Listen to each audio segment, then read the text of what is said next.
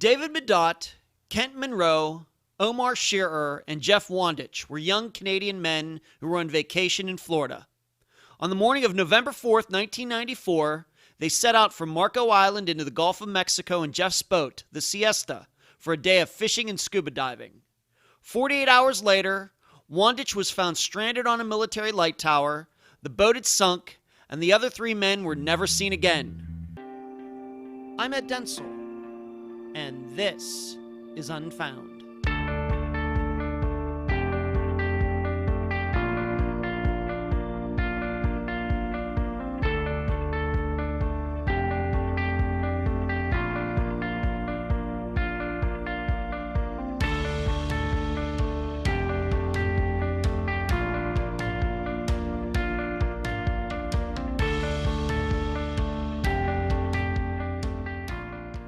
Have any of you seen the film The Usual Suspects? I'm sure most of you have.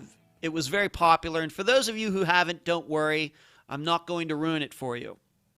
But it is the perfect representation of a storytelling device known as the unreliable narrator. From the mouth of Kevin Spacey's character, you find out what happened to all of his partners and how they died during a job they were commissioned to do by going aboard a ship and destroying $91 million of cocaine.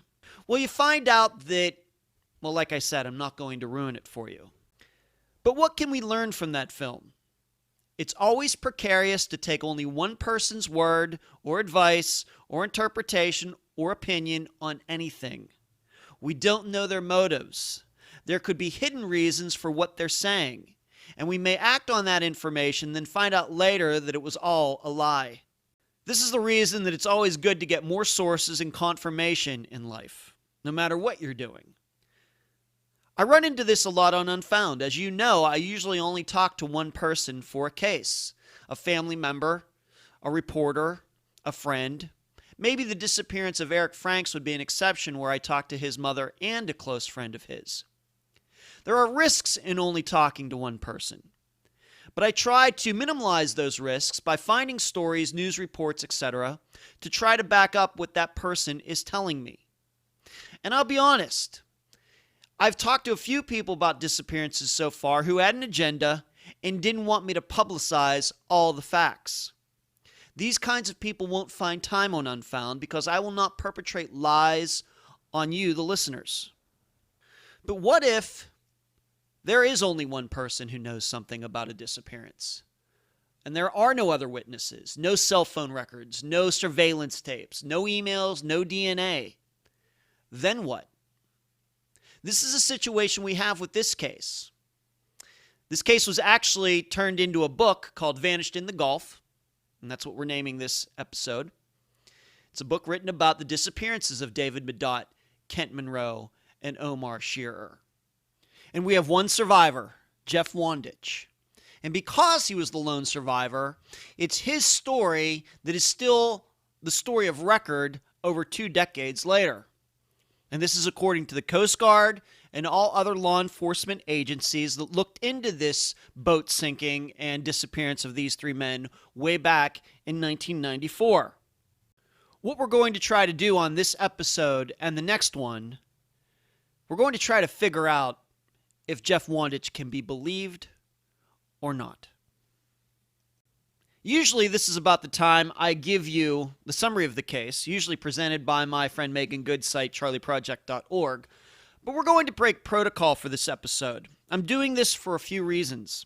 Number one, I want you to hear the official story, the Jeff Wandich story, from a person who has been personally affected by the disappearance, and that is David Madott's father, Bill Madott, who is the guest for this episode. And he and I agreed beforehand, because I told him how I was going to conduct this episode in next week's episode. He is going to present the official story to you, the Jeff Wandich story to you, with very little opinion from himself or myself. Number two, I'm treating this case much like a trial. This episode, we're going to present the defense of the on-the-record story. That's actually the opposite of how we usually conduct trials in the United States, but on this program, the defense is going to go first. And then next week, we will present the other side of the story. I guess you would call that the prosecution. And all of you, the listeners, will get to be the jury. So over the course of this next week, if you'd like, it will allow you to become more familiar with the case before I present the other side. You can also check into everything that is mentioned in this episode to research it further. Then in the end, after next week's episode, you'll get to render judgment. Is the official story believable or isn't it? Unfound news. There's nothing that fills me with more pride about Unfound than the number of former guests, people who have been emotionally scarred by disappearances, who then turn around and tell others who are suffering that Ed Denzel and his program Unfound is a place where the families of missing people have a voice. The amount of trust and respect these people show me is overwhelming, and it's not something I could have ever imagined happening in my life even 6 months ago. I want to thank Mary Lyle, Darlene Pitts, among others, who have put in a good word about Unfound. The program is now on TuneIn Radio.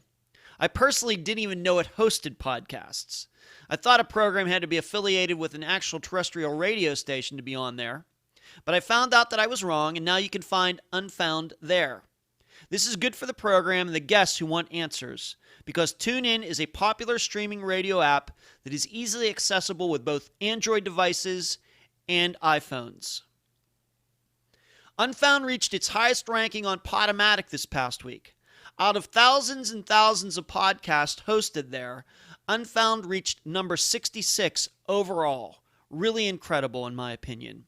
We're still working on cracking that top 200 on iTunes, but good things usually don't happen all at once. Where you can find Unfound. You can find it on Twitter at Unfound Podcast.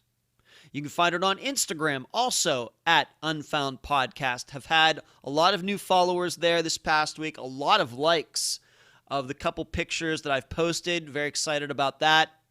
You can find Unfound on Facebook at the Unfound Podcast discussion group. Always enjoy talking to listeners there, meeting new listeners there. You should be joining the conversation. I think you'd enjoy it as well. I remind you that you can find Unfound at Podomatic and iTunes. You can subscribe and share from both those locations, and I thank all of you for the recent reviews. You can email the program, unfoundpodcast@gmail.com. And finally, please mention Unfound at all the popular true crime locations, including Reddit, WebSleuth, podcasts we listen to, and all other true crime websites and forums. Couple notes about this interview. This disappearance is a complex one to tell because boating and scuba diving are involved. Bill and I tried to keep the wording as ordinary as possible, but if you don't know what a BCD is, and you're not familiar with the term pressurizing and scuba diving, then please just stop the podcast, look those terms up, and then start it again when you're ready, because those things are important to know if you're going to understand exactly everything that happened. And I remind you once again, this is the official story and is supported by the Coast Guard and all other government agencies involved in the investigation of this disappearance. And it all comes from the account that Jeff Wandich gave these entities back in 1994. I'm so happy to have on this episode of Unfound Bill Madott, the father of David Madott. Bill, welcome to Unfound. Thank you, Ed. It's a pleasure to be here. Tell the listeners a little bit about your son. Well, my son David, who was 25 at the time this happened in 1994, is, in my view, a remarkable young man. He was very talented in many respects. He was very outgoing, had a lot of friends. He was doing very well in business in the company he worked for. He had a lot of interests, one of which was diving. So he was a young guy, really with the world in his hand, whatever he wanted to do. So that was a capsule of David. What company did he work for? He worked for a company called Magna International that made auto parts for many of the large auto part manufacturers. In fact, built sub-assemblies for them, like dashboards, et cetera, et cetera. And Dave had started there after university actually in a very low position, you might say, as a male boy, and he'd worked his way up into the human relations department, where he would visit different plants that they had and try and resolve whatever issues they had there. So he was doing quite well. And how did he know Kent Munro and Omar Shearer? Well, Omar, Dave has known since they were little boys because they were a neighbor across the backyard and down a few from us. So he had known Omar since he was a little kid, and they went to school together and high school together. So you might say Omar was the one that he knew the best, very, very well. Now, Omar had a friend who was Jeff Wandich's brother, a younger brother. His name was Brad. So that was how Omar really met Jeff, who lived several blocks away. But he knew Jeff through the relationship with Jeff's brother, Brad. And Omar also was a friend of Kent's. And he had introduced Kent to David about 2 years prior to this, to 1994. So really, I guess the connector in all of these was Omar. Had the four of them, and let's include Jeff Wandich in this, had David, Kent, Omar, and Jeff ever gone on a getaway together, a vacation together, let's say? Not the three of them. I mean, David had traveled a few times to Florida with some university friends, and Omar had traveled to, Jamaica and Florida and what have you with other of his friends, and I imagine Kent did. But this was the first time, I think, that they traveled together. And the way that happened was Dave and Kent had been taking some diving lessons in Canada. And Omar was already a bit of a diver, and the three of them were talking and saying, hey, is there some place we can go to dive? And to make a long story short, Kent said, look, I know this guy Jeff. He's got a place in Florida. We can probably go down and see him, stay at his place. I'll call him. And that's how it all happened. So all of these young men lined up their work schedules so they could go on vacation together, and they went to Florida. What do you remember knowing about this trip? How long were they going to be here? What did you know about it?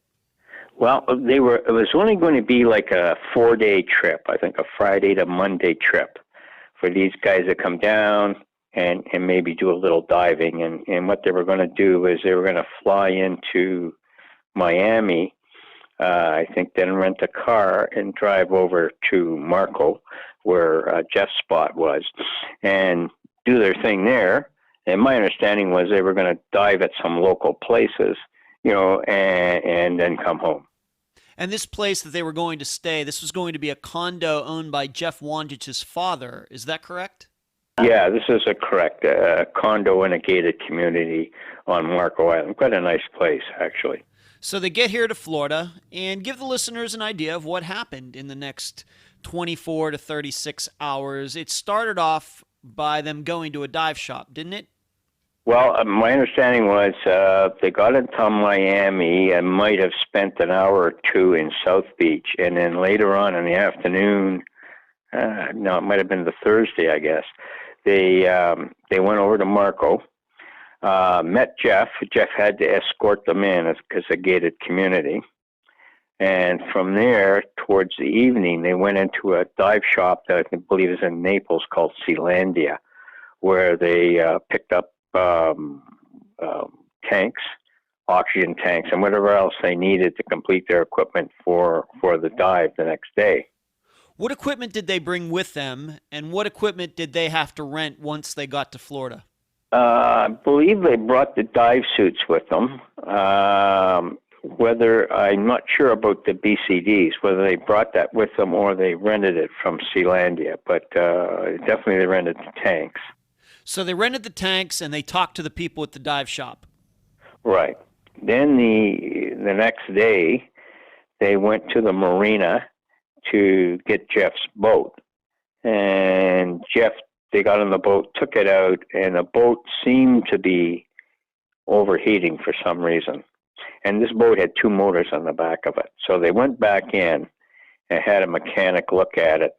And the conclusion was there might have been a bag or something caught on one of the engines.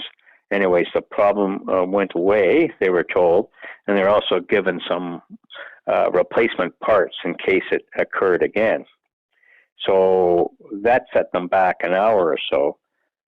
They then left the marina, and that's the last time anybody saw them leaving the marina. Now, according to what Jeff told us, they went from there to a place called Ben's Barge, which I think is about 10 miles off the coast. And it's sort of like a sunken ship. So they went there not to dive, but to get some bait fish, because they were also going to fish, apparently.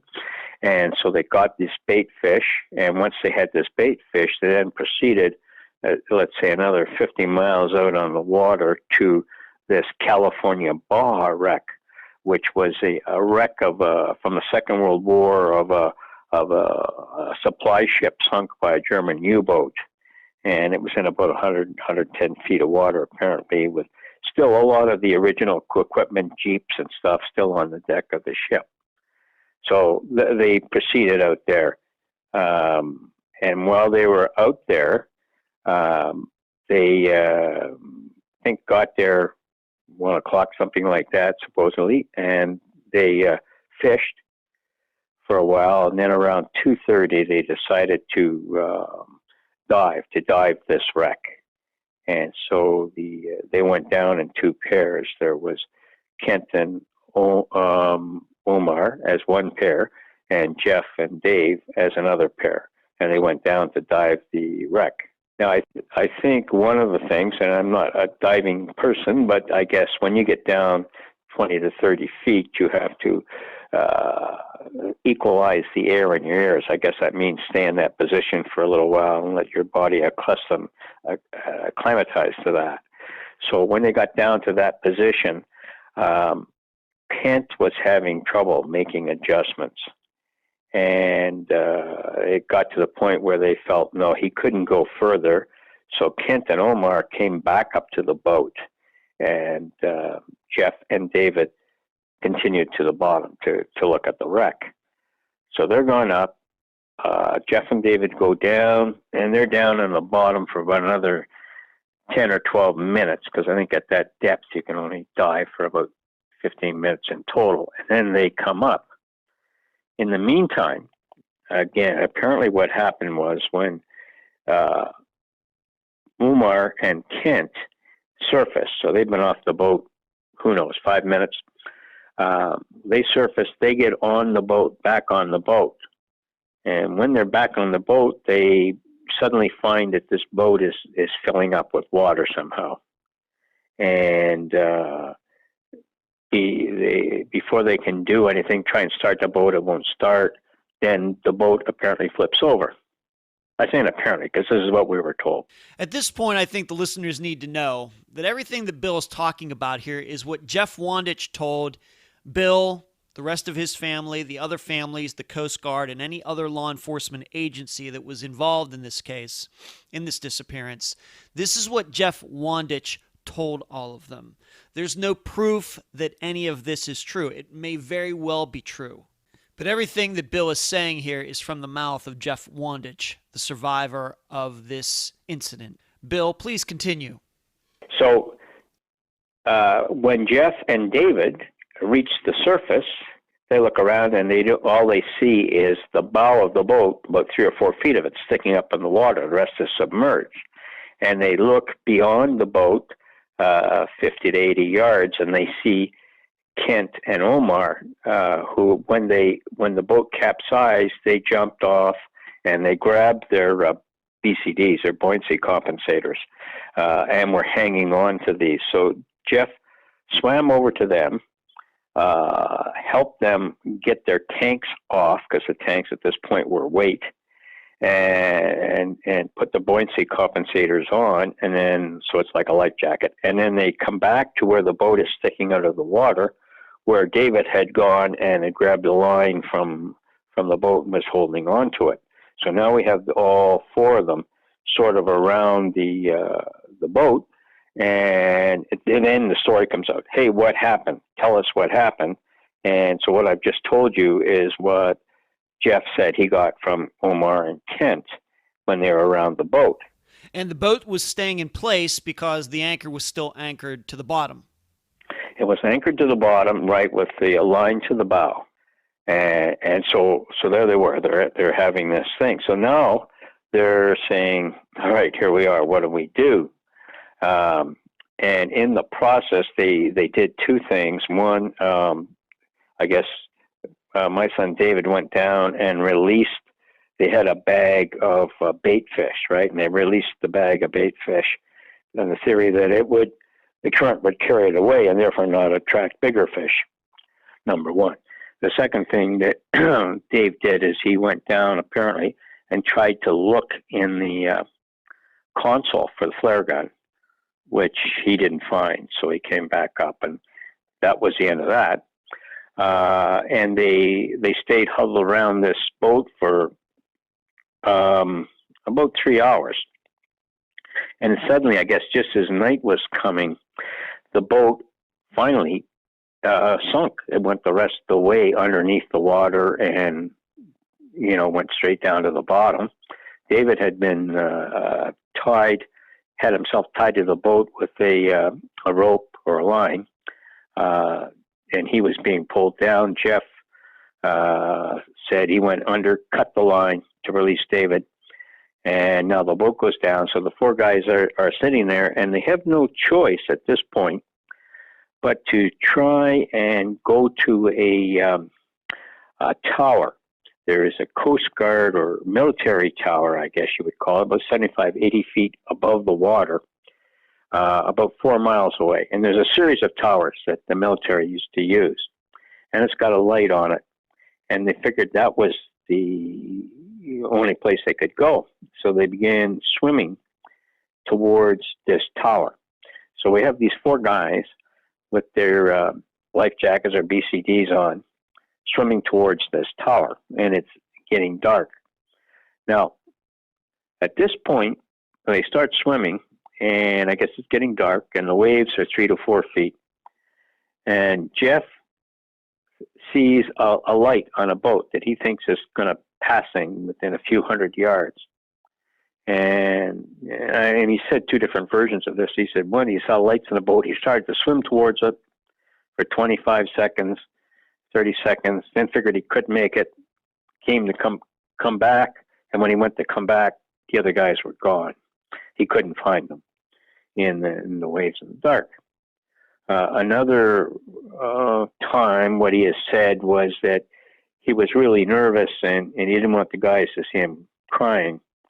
So he just sort of swam over a wave so he could cry for a second and then come back. And when he went to come back, the guys were there. Anyways, at this point, these guys were no longer visible to him. Or he didn't know where they were. So he began swimming towards this tower. And at some point on his swim to the tower, he decided to take off his buoyancy compensator. He thought maybe that was putting drag on him. And so he took that off and kept swimming and swimming and swimming, and eventually he made the tower. So he got to the tower, he climbed up on, there's I guess a series of platforms on it, climbed up on a platform. Apparently, now if you go back in time, of course no one knows these guys aren't there. It's getting to be 7, 8 o'clock, and all of a sudden the family's getting concerned. The family is phoning the Coast Guard. Now, apparently, sometime during the night, a helicopter did come by this tower, but only shone the light in the water, not on the tower. Jeff says they didn't see him and they went away. And thereafter, it was a number about 36 more hours until another helicopter came by and looked on the tower and saw Jeff in order to rescue him. So this was the point at which Kent, Omar, and your son David disappeared. The four of them were at this boat, which is called the Sea Esta. It sinks. The four of them start swimming. And at some point, Jeff gets separated from the other three by one way or the other. He is the one who makes it to this military tower out there in the Gulf. He climbs up onto the tower. The three other young men don't make it for whatever reason. What happens next? Well, in the meantime, while this was happening, the Coast Guard sent out some boats and helicopters. And they initially went to the wrong place. Apparently, there's two sunken wrecks out there. One's called the California, the other one's called the California Baja. These guys are on the Baja. The Coast Guard originally went to the Baja itself. Now, this one they went to was about 6 miles away from the previous one, and it took about a day to solve that problem. Now, the only good news about that is the wrong boat was downstream from where the boys were. So in other words, if the current was carrying them, it should have been carrying them sort of more or less towards that location. Toward the location that was the wrong location. Right. But then when they found out it was wrong, they went back to the first location and they started, their regular search. And of course, their search consists of many things, like a grid pattern, and they also drop buoys in the water and check them so they can figure out what from time to time what the current strength is, etc. They do a bunch of things like that.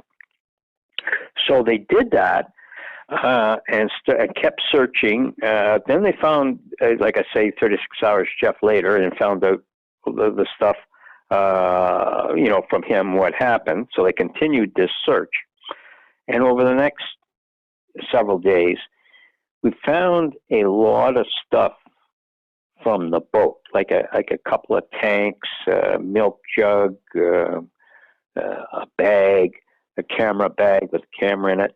This was debris that belonged to Jeff's boat, let's say, and it was all in the current pattern that you would expect, along for about 10 miles or so.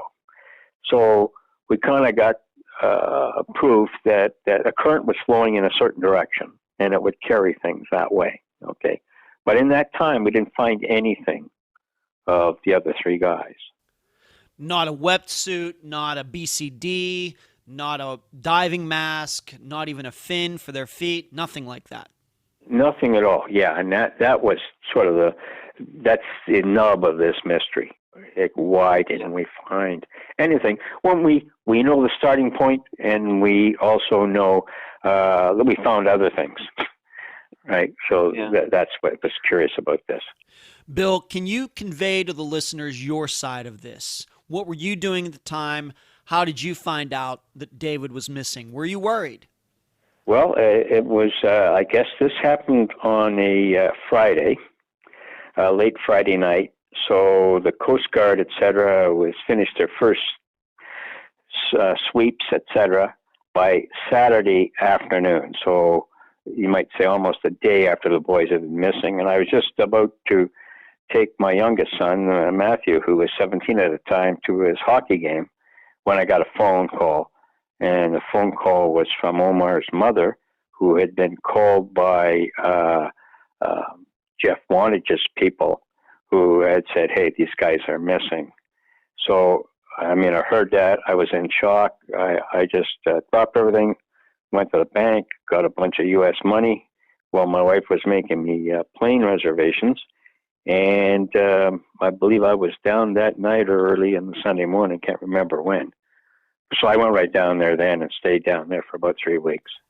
When you got down here to Florida and you started hearing about some of the details of what happened, and knowing your son's diving expertise, which wasn't lengthy, were you a little surprised how far these young men were out into the Gulf?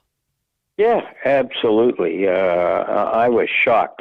I knew these guys, at least David. He was a very athletic guy, but he was a new diver. And I figured they'd go somewhere and dive 30, 40 feet of water, probably a couple of miles offshore. When I heard it was, 60 miles and 100 feet, I was just dumbfounded. So you get down here to Florida. I'm guessing some of the family members of the other young men who disappeared are already here. I think that the Wandich family, Jeff Wandich's parents, were already here as well. What do you remember them saying? What do you remember the law enforcement saying? What do you remember the Coast Guard saying? Well, what happened is I came into Fort Myers because Fort Myers is where the Coast Guard station is. And if you know the area, Marco's, 40 or 50 miles from Fort Myers, something like that. So Jeff's people were in Marco, and I really didn't see them till after Jeff was found. I just got a place in Fort Myers, close to the Coast Guard station on Fort Myers Beach, and that's where the other family members came as well. So all in the Ramada Inn there. What was the Ramada Inn there? Going over to the Coast Guard station every few hours to see what the latest was. So that's what we were doing. For the next couple of days, we were in that mode of talking to the Coast Guard. Then Jeff was found. We heard about that. And he went to the hospital, and I think he was at home for a day, recuperating. And then he came down, and I'm guessing it was 4 days after this happened, whatever, came down to where we were in Fort Myers with his family and talked to us for about an hour and kind of recounted the story that I gave to you. How were you feeling at that time, given what you knew? Were you still hopeful that David and the other two young men were going to be found? Yeah, I really did. I mean, these other guys, well, my son and the other guys, were smart kids. They weren't dumb. You know, they're kind of people you like to have around if you had an emergency. You knew they'd be creative or come up with something if they're, you know, as long as they were capable, healthy. So, yeah, I figured, okay, these guys, compared to the average person, have a better than average chance of hanging on or succeeding or whatever. So I was still thinking, hey, maybe they're still trying to get to that tower, or maybe they decided to stay together to make a big mass on the water for a search. So, yeah, we were quite hopeful then.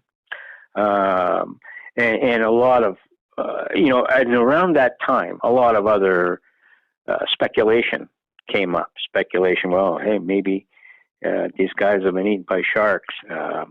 Maybe they were picked up by somebody else, and therefore aren't there. These sorts of things were bubbling up, along with rumors that, hey, were these guys all involved in some sort of a drug deal? And that's what it was, a drug deal. And there was all kinds of rampant rumors. And so we tried to distill through the facts and track what we could. Like, for example, there was a sea captain who was actually out at the Baja California at midnight that night. So this would have been 4 or 5 hours after the boat finally sunk. But he anchored out by the Baja California, and we talked to him, but he didn't see or hear anything. That's what he said when he was out there. So, did Jeff ever say anything about a boat pulling up to the wreck and anchoring while he was waiting on that military tower 4 miles away? Because I'm guessing that if he and the other three young men could see the tower while they were in the water, then Jeff would be able to see a boat pulling up to the wreck from the tower. Oh, yeah. Well, Jeff said that he saw 4 or 5 boats, like you call them shrimp boats, going by, but none of them came to the tower, right? But he said he saw 4 or 5 boats, but none of them came by the tower. The listeners may need to be reminded that you weren't hopeful just because these were young men who were decently physically fit. All of them, if Jeff Wandich is to be believed, all of them were wearing these BCDs, these flotation devices. They look like vests. Actually, they're excellent flotation devices that all scuba divers wear. All 4 of them allegedly had them. And in fact, with those devices, they'd be able to float for a long time, if not forever, even if they weren't alive. Right. This is exactly why it's mysterious. If these boys are wearing these things, then they got to be on top of the water, sort of alive or dead. They got to be on top of the water. And if they somehow rigged it so they were together, then you have a fairly large mass, okay, compared to some of the stuff we found. So you're more easily sighted, you might say. And if they weren't together, then you got 3 shots at hitting something. So it did seem that, hey, we're going to spot something. We should be spotting something. What was the Coast Guard telling you at this time? Were they giving you reasons to be hopeful that David and the 2 other young men would be found? What were they saying? Well, yeah, I think I had a feeling, they never said this, that they were just a little surprised they didn't find something, because they had their boat out there and helicopters and a couple of planes going by, and they were looking. And then, as I look back now, after 4 or 5, 6 days, they were saying to us, look, we're a search and rescue, meaning not recovery of dead bodies, is the meaning I took from that. So when they felt there was no hope they were going to wind things down, now we, especially Omar's uncle, we got involved. We tried to dig up some statistics from friends we had on in universities and stuff on hypothermia, etc., to present the case to say, look, these guys still could be alive, dehydration and all that taken. There's still a chance there's alive. And I think the Coast Guard then did relent and continue the search for another 2 days, which we really appreciated, by the way, I should add. Most of the listeners probably don't know this, but I live on the Gulf Coast. I live in Madeira Beach, which is right on the Gulf Coast. Where this disappearance happened is about 3 hours south of where I live now. And I can tell you, I've been in the Gulf of Mexico in November. I wouldn't say that the water is warm, but surely you would not get hypothermia from it within 36 hours. I don't believe. In contrast, I guess the most well-known case is the Titanic, where people went into the water there and died within a few hours because of the water being so cold.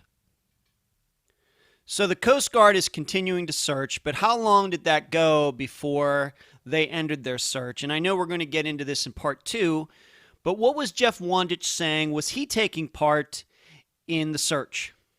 Well, I think the Coast Guard continues the search, and, I haven't tracked this exactly, but probably 6 days, 7 days, something like that. So in the process, 3 or 4 days into it, I guess once Jeff is back home and sort of recovered a bit. Yes, maybe we need to talk about that. What condition was Jeff in when the Coast Guard found him? Well, when I saw him, it's hard to say. He didn't look too bad, but he had a day to recuperate. But apparently he had some sunburn. I don't know if that was from being on the tower or from before he was on the tower, because I didn't see him before. But he didn't appear, to have lasting derogatory effects. Let me put it that way. Mm-hmm. And when I saw him, I didn't have, he didn't appear to be wiped out, when he came down to see us. And he did, I know, apparently his dad hired a helicopter, I was told. And I think Jeff went out with maybe the guy in the helicopter for a bit. I don't know how long they were out for. And I know that Jeff's father also hired a sea captain, a boat, to go out for a few days to look around, and Jeff started out with that sea captain. But after they found that flotsam, I guess that's what you call it, that milk jug, the camera case, and some other things, those items you already mentioned, they didn't find anything, did they?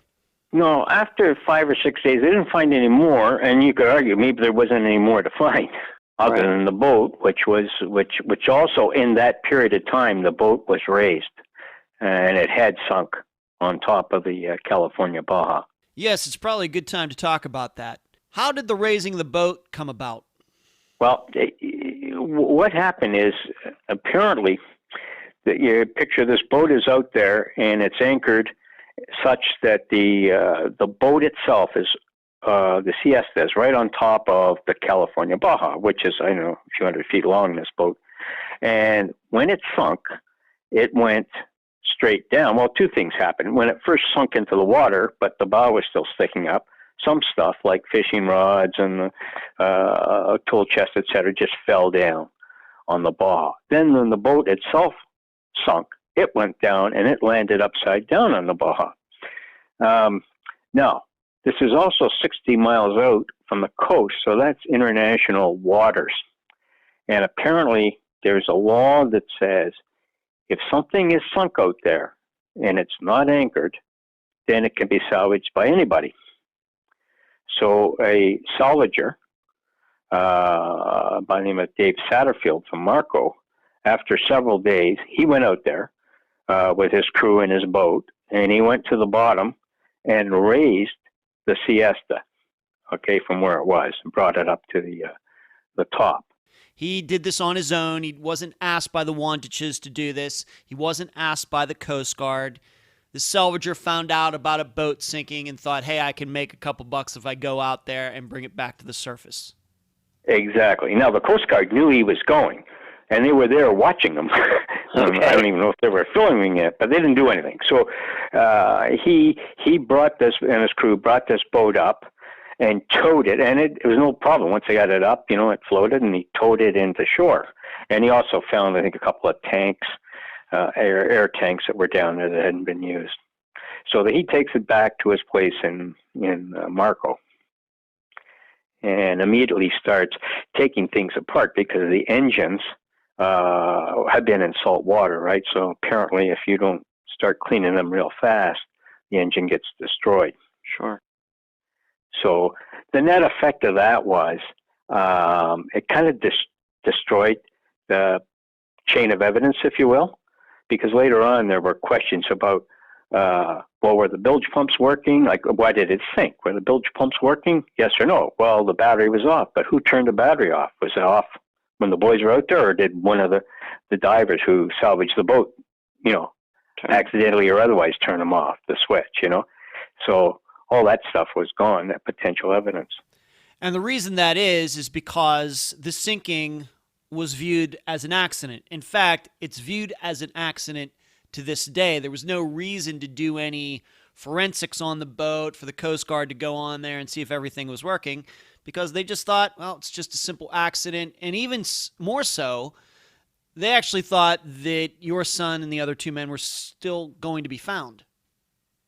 Oh, yeah. Like we're just, at least speaking for myself, I'm just an average person who does his things, and I don't look for anything devious or whatever. And I figured, hey, this is just a terrible, tragic event.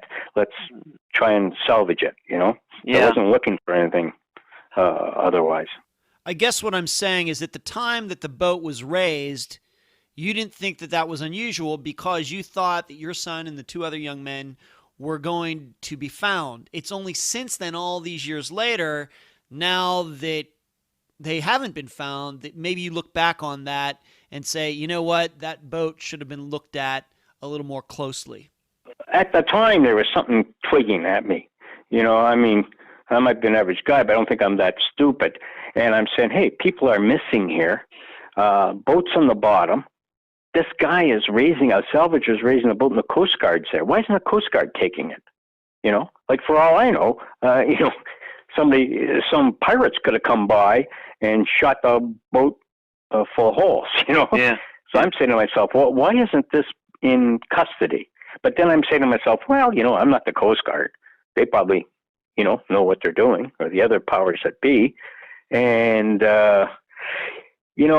what you find out later is, well, the Coast Guard's got a certain level of jurisdiction, but there's no other law enforcement that has any jurisdiction, with the exception of maybe the FBI. So really, the local people aren't there saying, hey, something's wrong here, let's do it this way or that way. They have no say. So my feeling was, that was a loose end. It was unfortunate, but...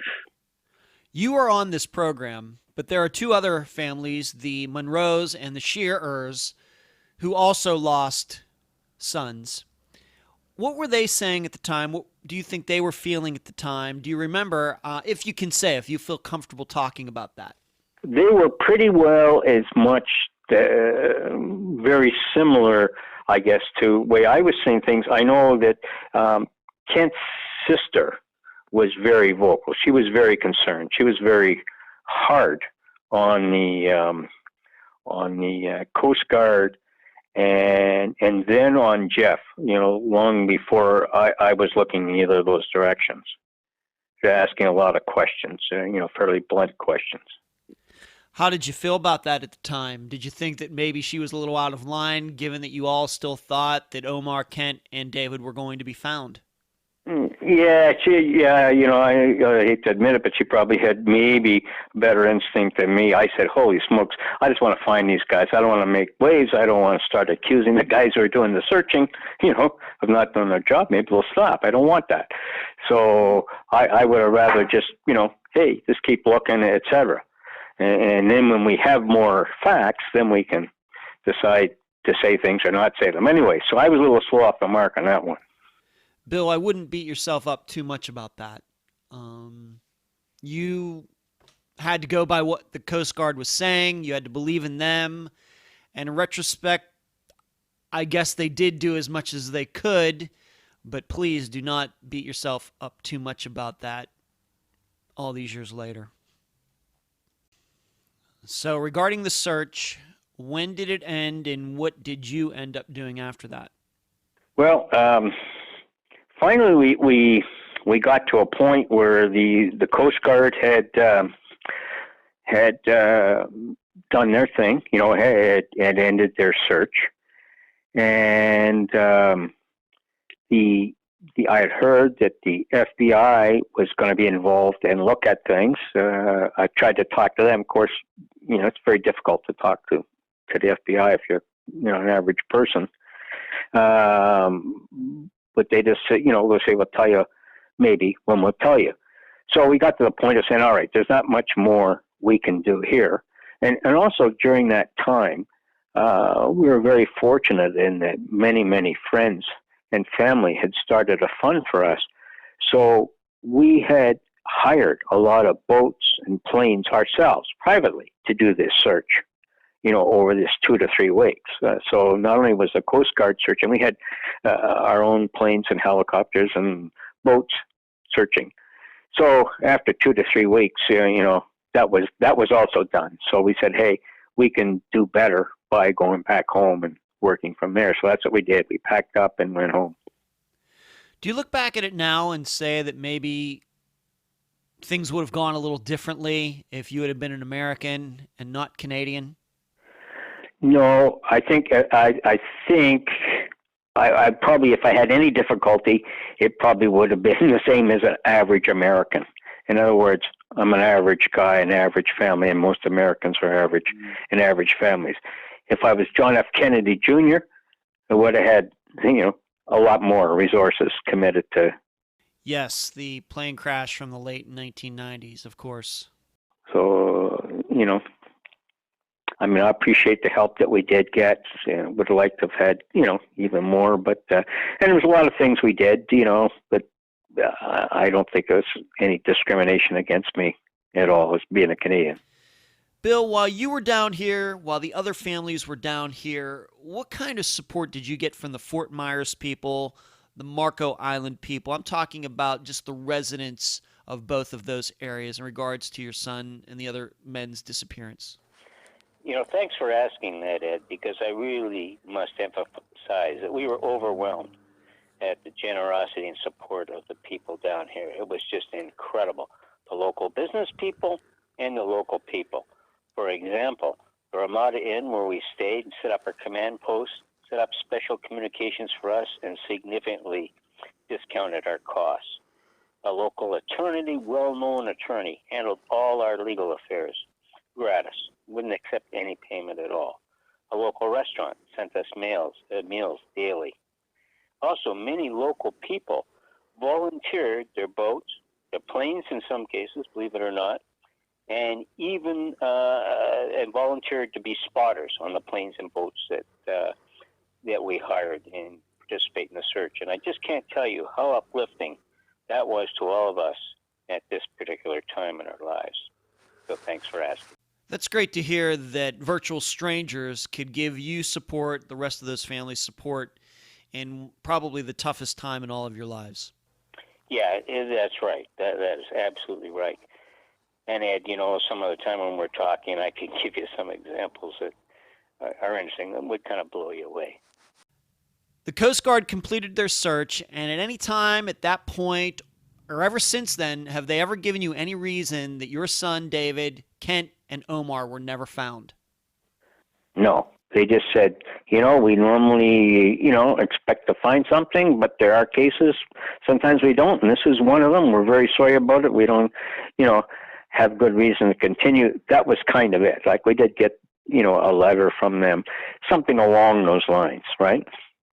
So, I really couldn't blame them. As far as any detail, I think it was a year or so later, whenever it was, under the Freedom of Information Act, I asked for the documentation from the Coast Guard, and there was about 2 inches of it, and a lot of it was redacted, but a lot of it was also very, directional stuff. Here is the direction we went. Here is the time. Here is the sounding. Here is the currents. That sort of stuff. Oh, we found this thing here. We found that thing there. Those sorts of things. So, yeah, they didn't give me a lot of detail, but maybe there wasn't more to give. I ask because here in the United States we have the NTSB and the FAA, and had this been a different situation where it was a plane crash instead of a boat sinking, that the NTSB would come in and investigate. They investigate any plane crash that happens in the United States.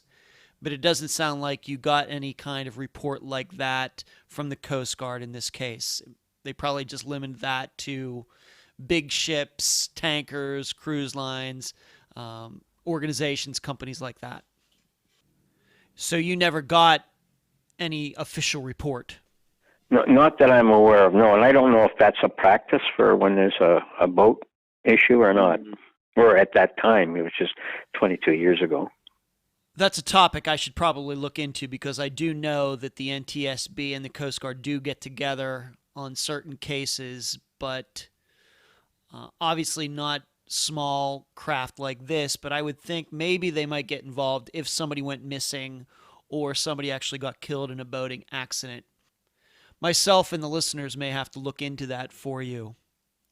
One final point in this part one of this discussion in Vanished in the Gulf. You've been working on this ever since, haven't you? Since your son disappeared in 1994. Right. Off and on, yes.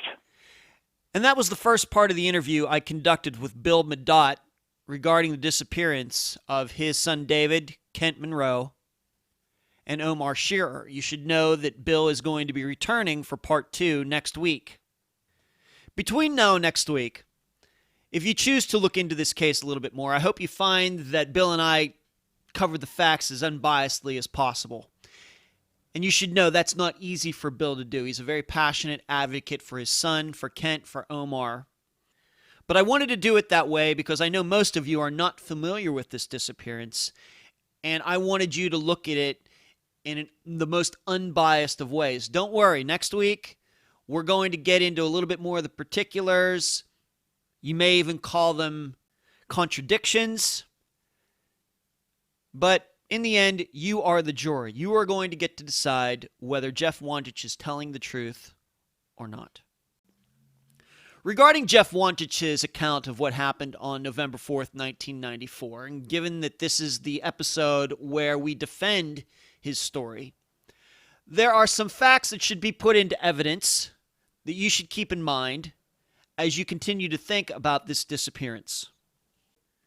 Point number 1. I'm going to read off some names to you, and I'm pretty sure you've never heard of any of these men.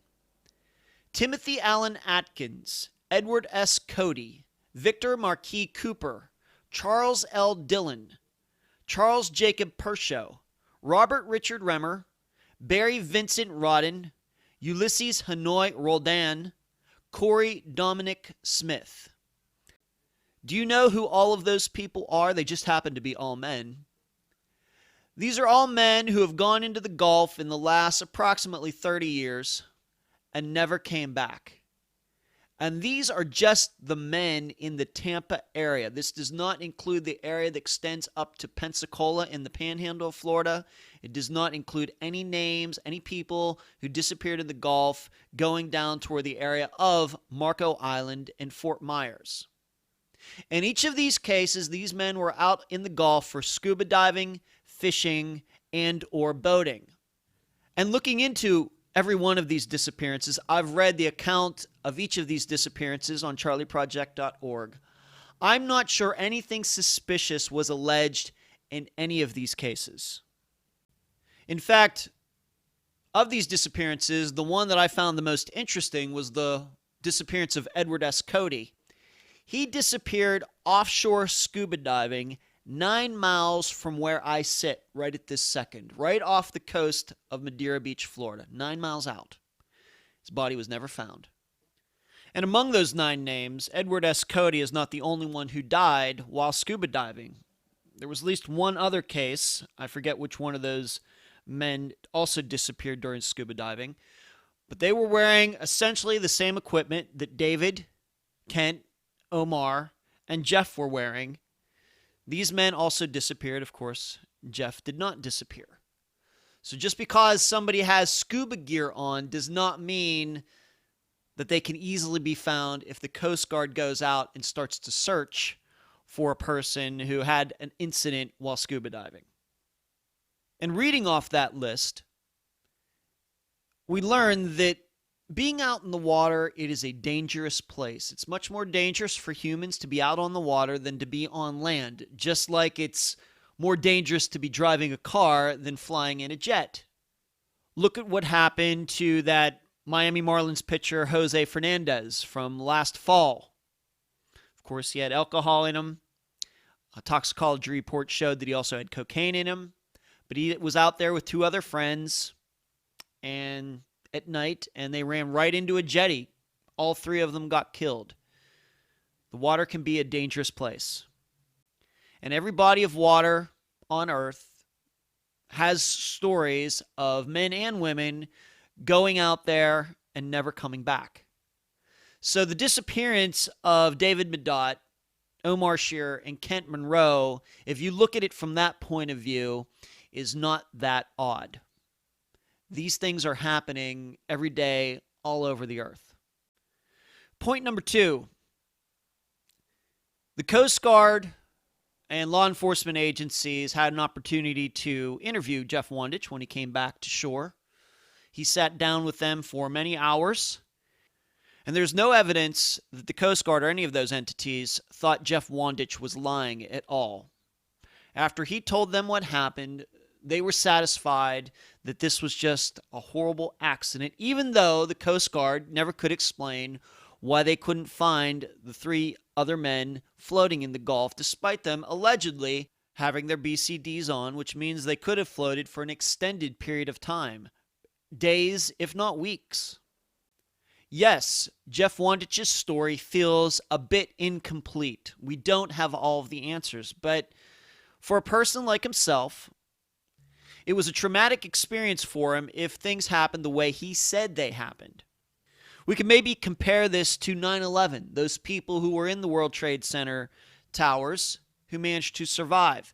Those people will never be the same. And I'm sure if you were to be able to talk to one of them, they would have gaps in their memory as well because that day was so traumatic. Whereas somebody like myself who lived in Las Vegas at the time, I remember every second of that day. In fact, it's like yesterday, but I did not suffer the same kind of trauma that those people who were on the scene did. Furthermore, everything that wasn't found by the Coast Guard is exactly what Jeff said shouldn't be found. Wetsuits, BCDs, among other equipment. He claimed that the 3 other men had those things on. They were wearing them. The men weren't found, and neither were those items. So that kind of goes in line with what Jeff has said since 1994.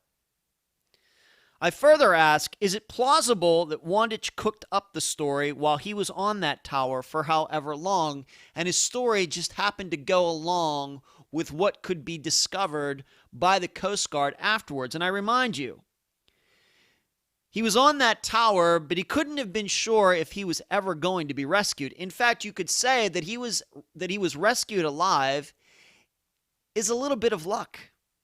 So would he have been sitting there on that tower, fearing that he might not get rescued, that he might die on that tower, but on the other hand, at the same time, trying to concoct, I guess what you'd call a lie in his head, if he was rescued? That's just a little hard to imagine to me. Fearing that you're going to die and concocting a lie if you're discovered alive seem like the polar opposites of thinking. I think that you'd be one way or the other. In summation, being that I'm playing Jeff Wandich's defense attorney for this episode, Jeff was the one who was experienced. He was the experienced boater. He was the experienced diver. The 3 others were not. And it very well could be that they all went into that water, and once they started swimming toward that light tower, that Jeff, although it seems maybe for a second he kind of lost his head, lost his confidence, but he regained it back and managed to swim to that tower, while the other 3 not being as experienced, started to panic, and they might have made a rash decision that caused them to drown in the Gulf, and that's the reason that they were never found. Also, regarding how the boat sank, it's very possible, given that the boat seemed to have had a problem before they even left the marina, this issue of the engine overheating, that there was some other problem with the boat that was not obvious until they got out there. They went down into the water, and then minutes later, the boat starts to sink. Just because the boat ended up at the bottom of the Gulf of Mexico and that David, Kent, and Omar were never found does not mean that something suspicious happened. It very well could have been that the boat sank for a very good reason, even though that reason could not be determined once the Sea Esta was brought back to the surface.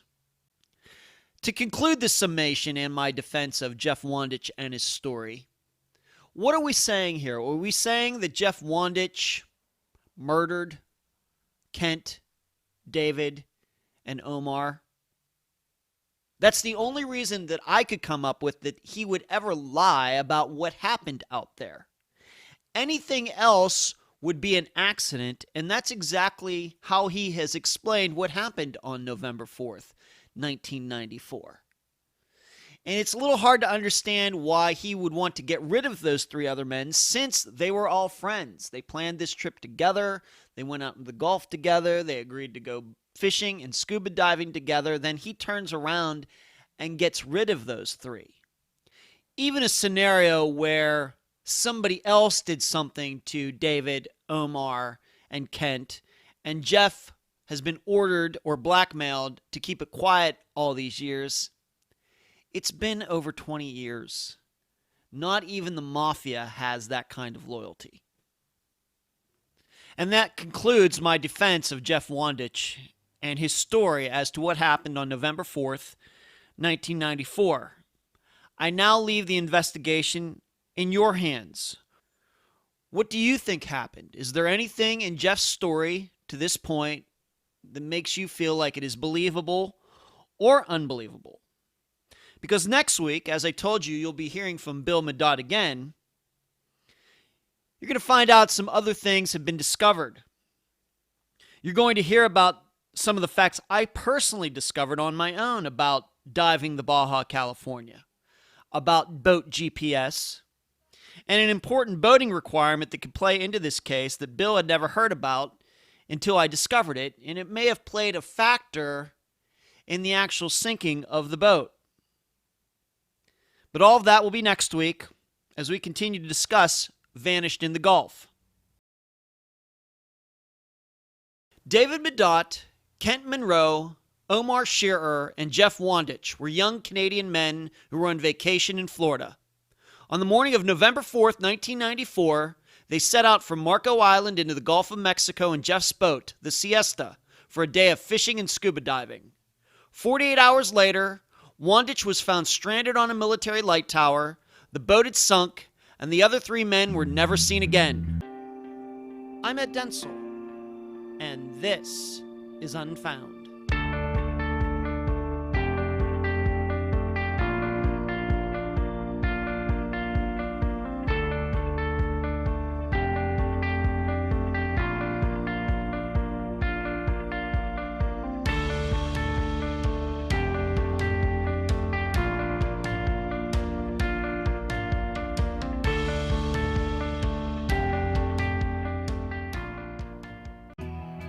I start off this episode with a recommendation.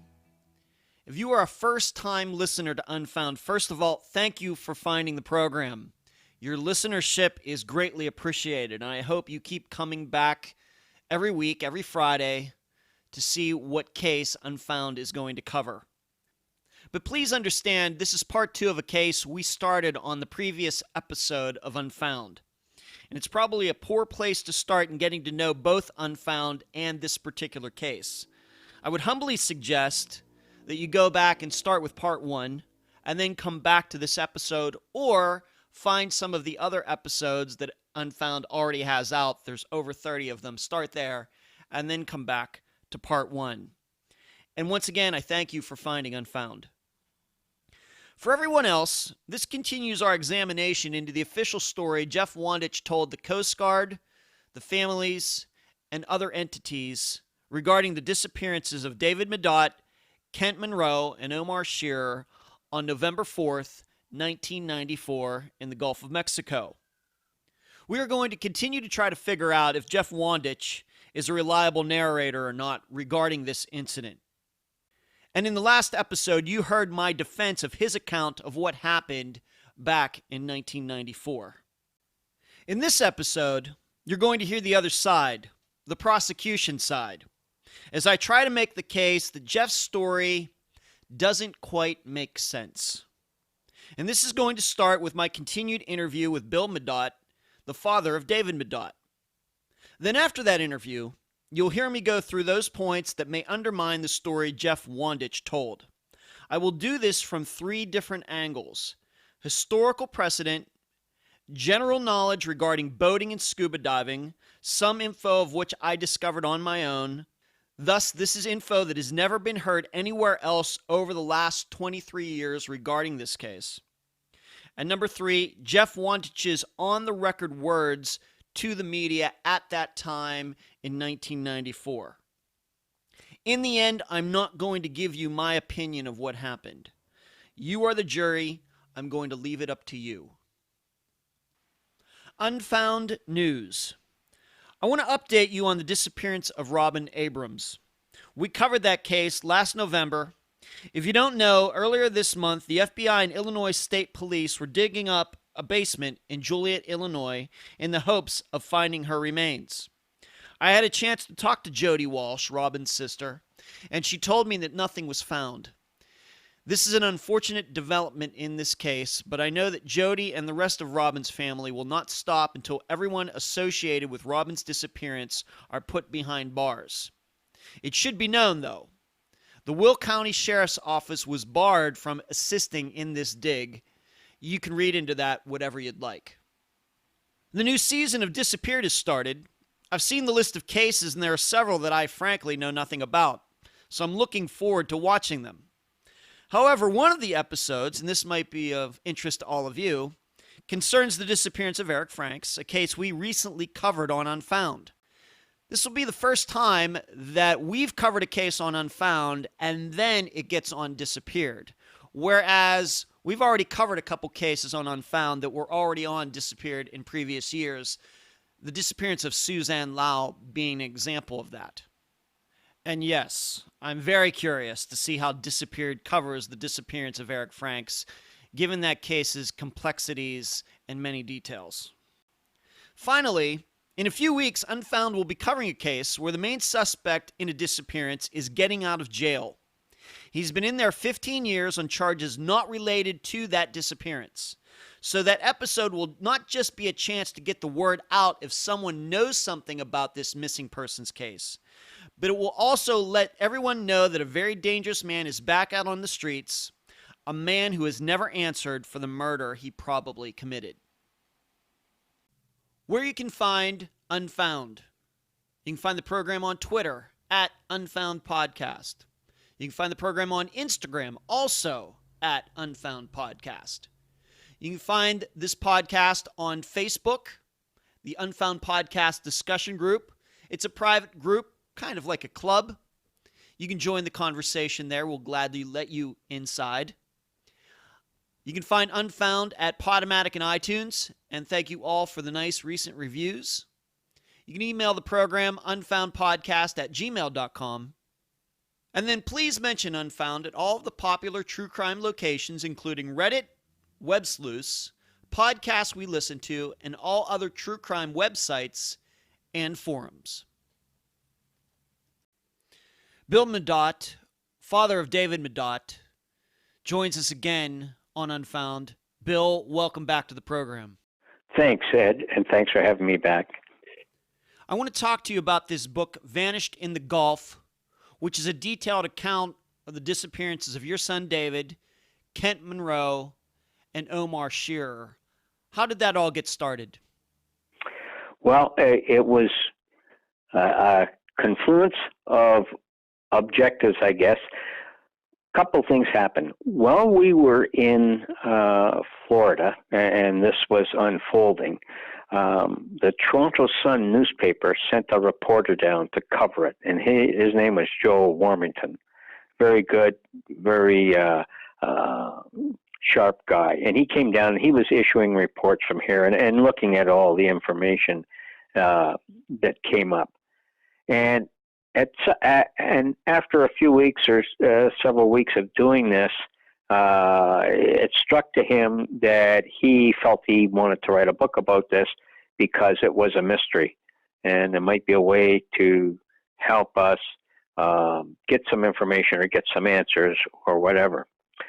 At the same time, I was back in Toronto, in Mississauga, which is next to Toronto where we live, and of course, I was still working on this. We still didn't have our boys back. We didn't know where they were. We're trying to do what we could. And I was doing things like hiring private investigators, investigating satellite data, talking to psychics, you name it. I was doing it to try and get some information. And one of the things I was trying to do was kind of the thing we're doing now. I wanted to get some exposure on the media, maybe on TV, et cetera, like $1 Million Mysteries or whatever. And of course, there's a million people trying to get on these shows, and I felt that what I needed was some legitimacy. In other words, I had to write a brief with enough good facts in it. And I'm thinking to myself, because I'm back working, when am I going to have time to write a 50-page brief? And then all of a sudden, Joe's on the picture asking for my help in doing a book, and I'm thinking, hey, this book may just solve my problem. So anyways, it did, and Joe and I became partners on the book, and the book was created, and therefore thereafter it's the vehicle that I've used to talk to people about this. And what was the premise of the book? I know it was to get word out about this disappearance, but was it also to put the facts in a place where everybody can access them so some scrutiny could be given to Jeff Wandich's story? Well, yeah, that was exactly it. Because, a lot of theories, a lot of comments came up, a lot of theories people had. You should do this, you should do that, maybe this, maybe that, etc.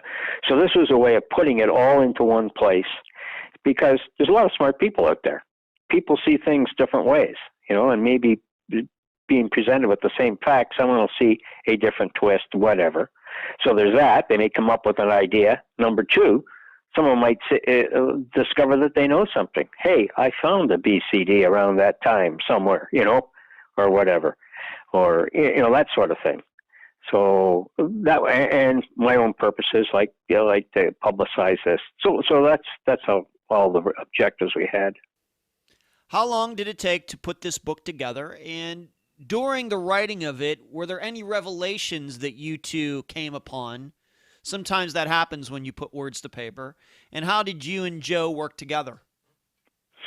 Well, it was really great because we were both, back in Toronto, and we would meet and discuss things. And I said to Joe, hey, let's try very hard to present the facts, present the truth as we know it, and let other people who look at it decide what they're going to take away from it. We're not accusing, we're not favoring one theory over another.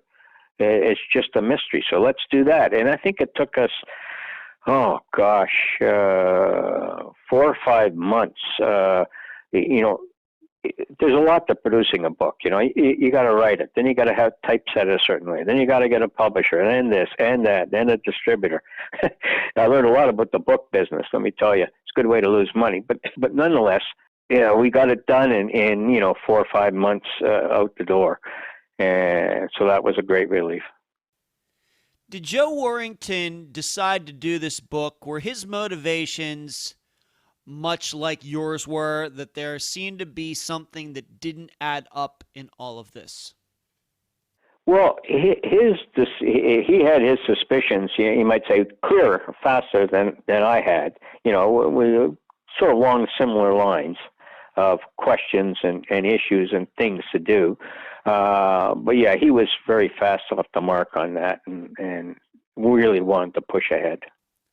So what were some of the sources used for this book? Obviously, the reporting that Joe he himself did, the words of Jeff Wandich, statements from the Coast Guard. What else was put into this book? Yeah. Well, you see, Joe had interviewed a lot of people, like the mechanic at the marina that fixed the boat, and the salvager, etc. So he had interviews with these type of people. I had talked with the Coast Guard. I had talked with different private investigators I had who were searching out different things. So I had a lot of stuff there. Plus, I was talking, I knew a lot about the families at this point because I'd lived with them for 3, 4, 5, 6 weeks. And so, yeah, we were able to sort of combine it that way. Yeah. And were you pleased with the final product? You were gracious enough to send me a copy. I read it. I enjoyed it. I found it to be very informative.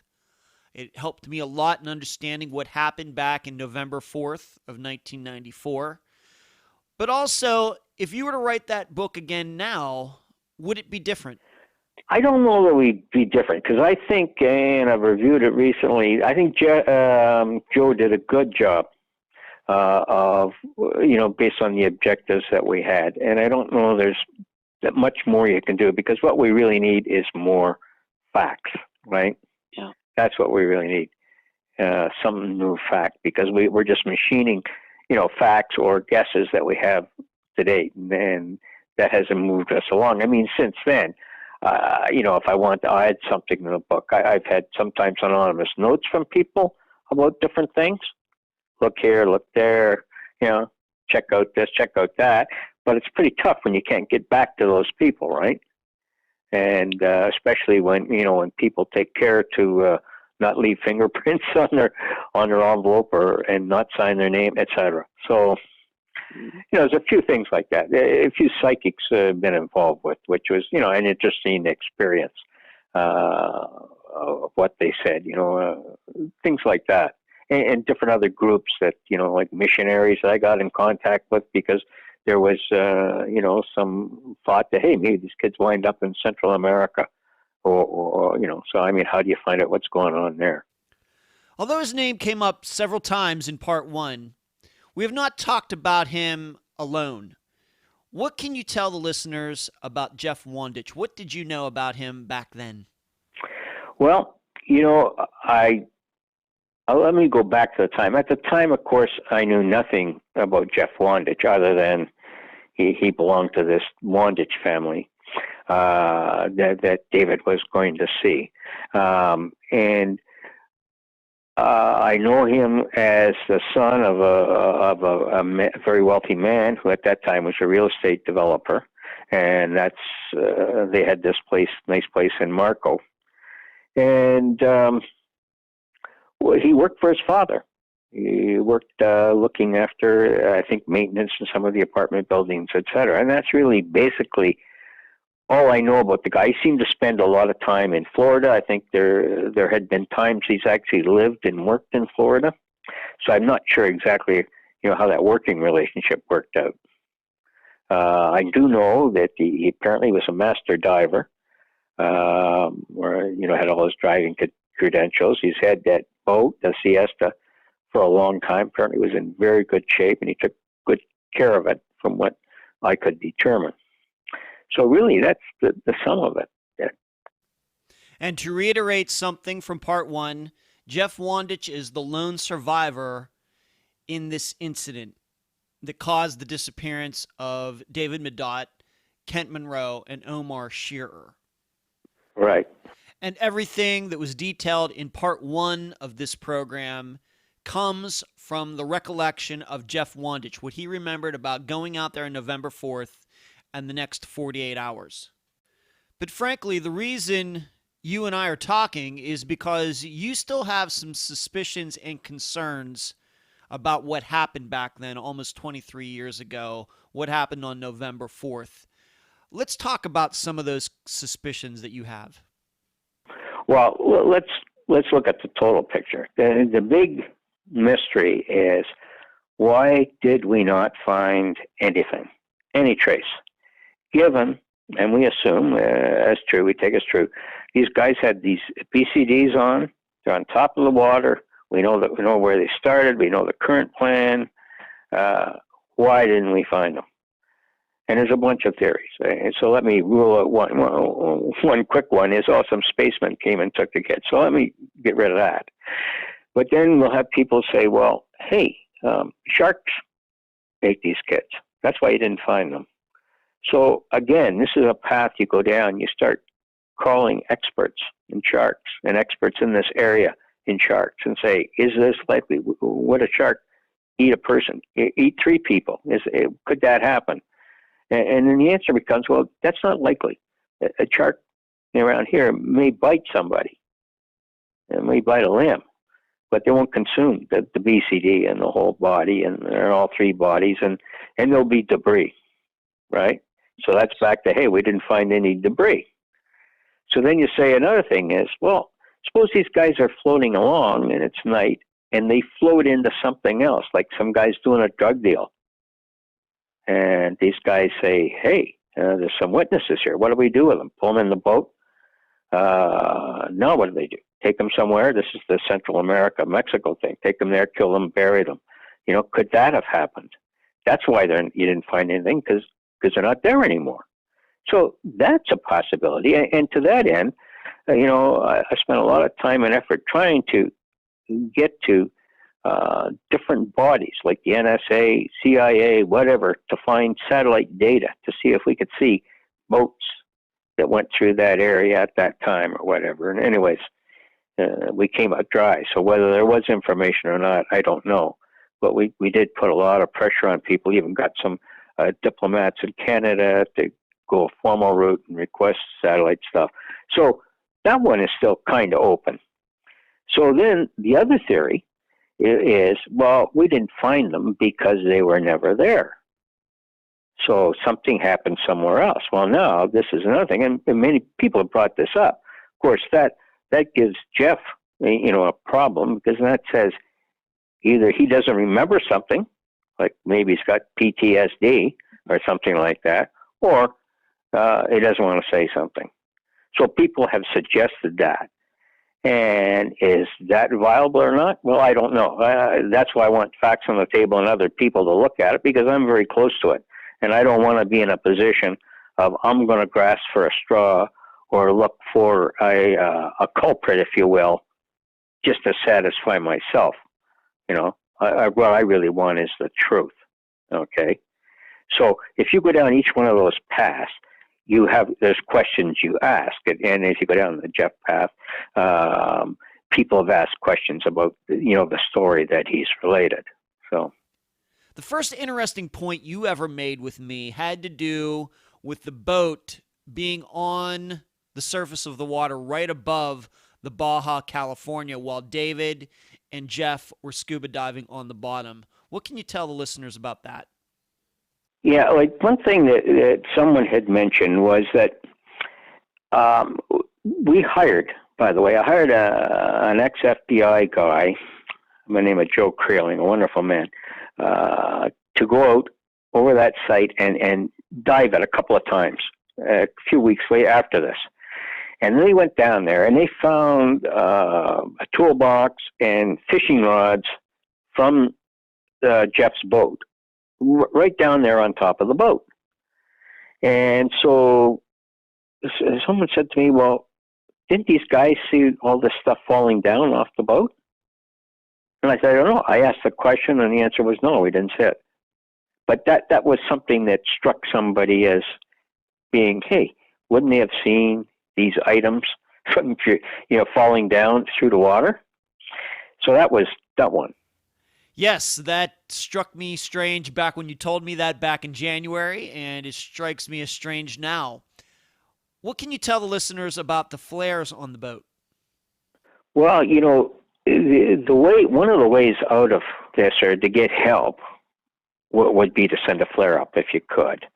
And there was 2 flare packages, if you will, or kits on the boat. And they were in the console of this boat. So if you can picture, you have this boat 22 feet long. Right in the very center of the boat is where the steering wheel is, where the driver stands. So I guess that's sort of 8 or 10 feet from the point of the bow. And there's a console underneath that where the flares are. So now when the boat is submerged in water with only 3 feet of it sticking up, the chances are the flares are still there. So when I asked about getting the flares, I was told that my son David was told, go down and see if there are any flares there. Well, he went down, came back, said, I didn't find any. But it seemed a little strange that maybe, the guy who owned the boat, who knew every nook and cranny on the boat, wouldn't go down and try and, find his stuff. I mean, may have had other tools and things, on this boat that he knew where they were and no one else did, right? But anyways, it was one attempt to look for flares, and that was given up after that when you didn't find it. If the listeners will remember back to part 1, you remember that Jeff asked or ordered David to go back into the boat underneath the water and release the bait fish, fearing that the small fish would bring bigger fish. And then David was expected to go back down again to find the flares. Well, when the boat was finally brought back to the surface by the salvager, the flares were found exactly in the place where they were supposed to be, weren't they? Yeah, exactly. So that was, disappointing to know that in that circumstance. Also, for what it's worth, in front of the center console, apparently so this would be about 6 feet down, there was a cooler. Cooler had a case of beer in there. So it just seems a little strange that someone wouldn't have said, hey, let's go down and get a few beers. We can't drink seawater, right? But let's put a beer in the pocket of our BCDs, and if we need it, drink a beer. So these kind of things, people have asked questions. There's people maybe smarter than me saying, well, why didn't they do that? And I said, I don't know. It just seems logical. In going on this trip, Jeff portrayed himself as an experienced boater and diver to your son David, to Kent, and to Omar. But there are some things that show that maybe Jeff wasn't as experienced as he portrayed himself to be. What can you say about that? Well, again, someone pointed out to me saying, well, normally when people dive, especially if you're way out in the water doing a deep dive, it's apparently, I don't know if it's a law, but it's certainly a standard rule that you always have somebody in the boat. So divers go off the boat, but there's always somebody on the top up there,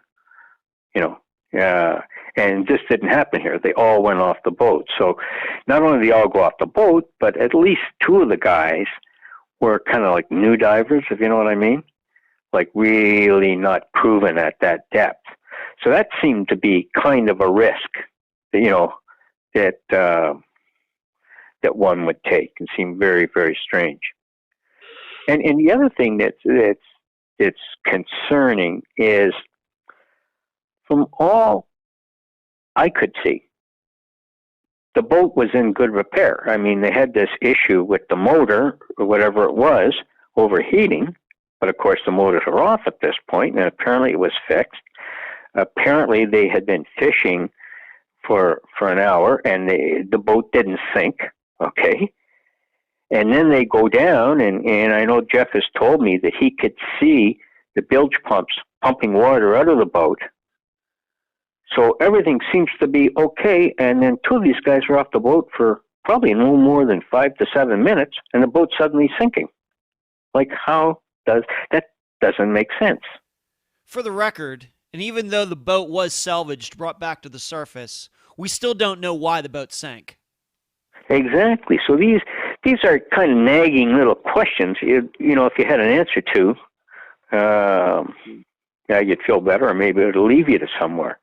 So, and these are the types of things people are bringing up, brought up to me, and I think Joe pointed them out in the book, and like, I can't prove them or disprove them or say they're relevant or not. And I know that Jeff has felt a lot of heat on this and has been very concerned, about how he's been portrayed, but I guess we just don't know the answer.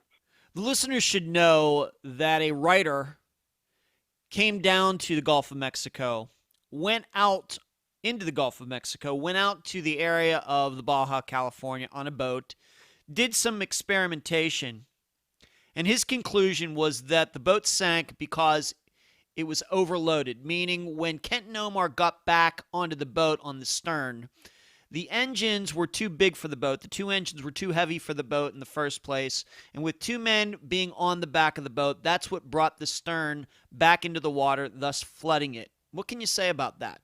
Yeah, he said that. And in other words, he could rationalize, all this thing happening. And, and a few other people have. But there's been a lot of other people who've rationalized it the other way. So the thing is, I don't know what the answer is. Yeah, it's possible, I guess. Okay. But when you add it all up, say, yeah, I can rationalize that you could have these heavy motors on the boat. I can rationalize that maybe some water comes in. But how come it all comes in to sink the boat in 5 or 7 minutes? And then on top of that, how come it gets sunk, and yet we got these guys with BCD's eye on them, and we never find a piece of them or any of them, but we find all kinds of other debris for the boat. When you add all these things up, you've got probabilities times probabilities times probabilities. Seems to me it gets pretty minuscule sometimes. While we're at it, what happened to the Sea Esta? Did the Wandiches get it back? Was it sold? Do you remember what happened to it? Do you even know?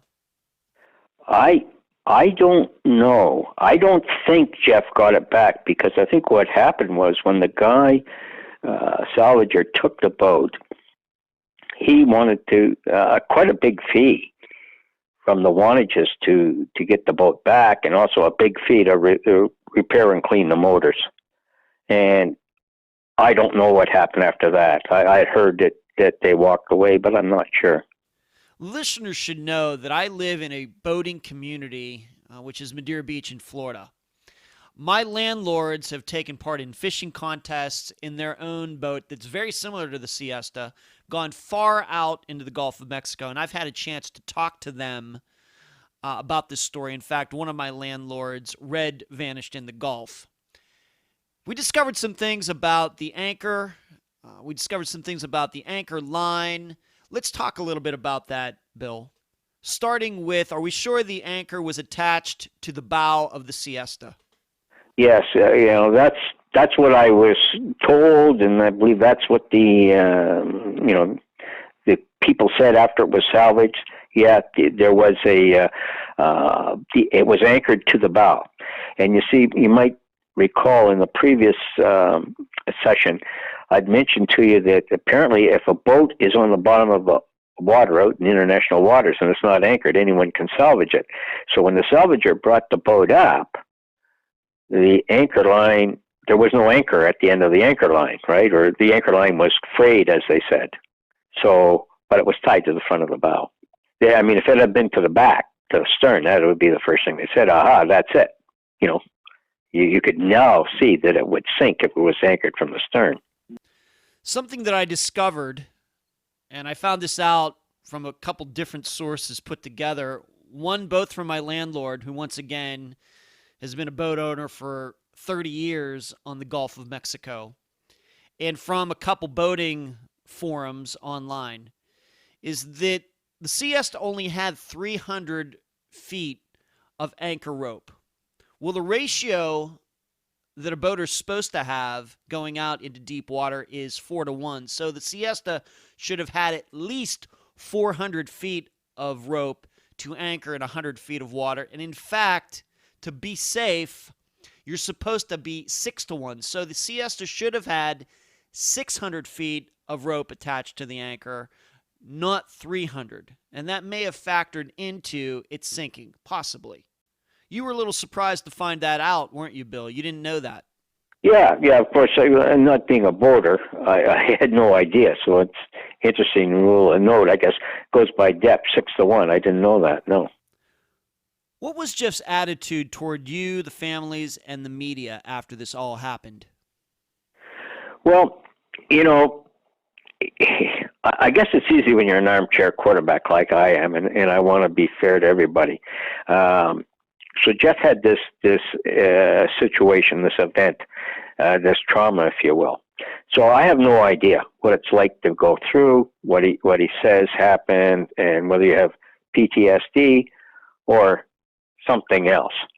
But certainly, after he had this and he was sort of recovering, then a lot of people came asking these types of questions.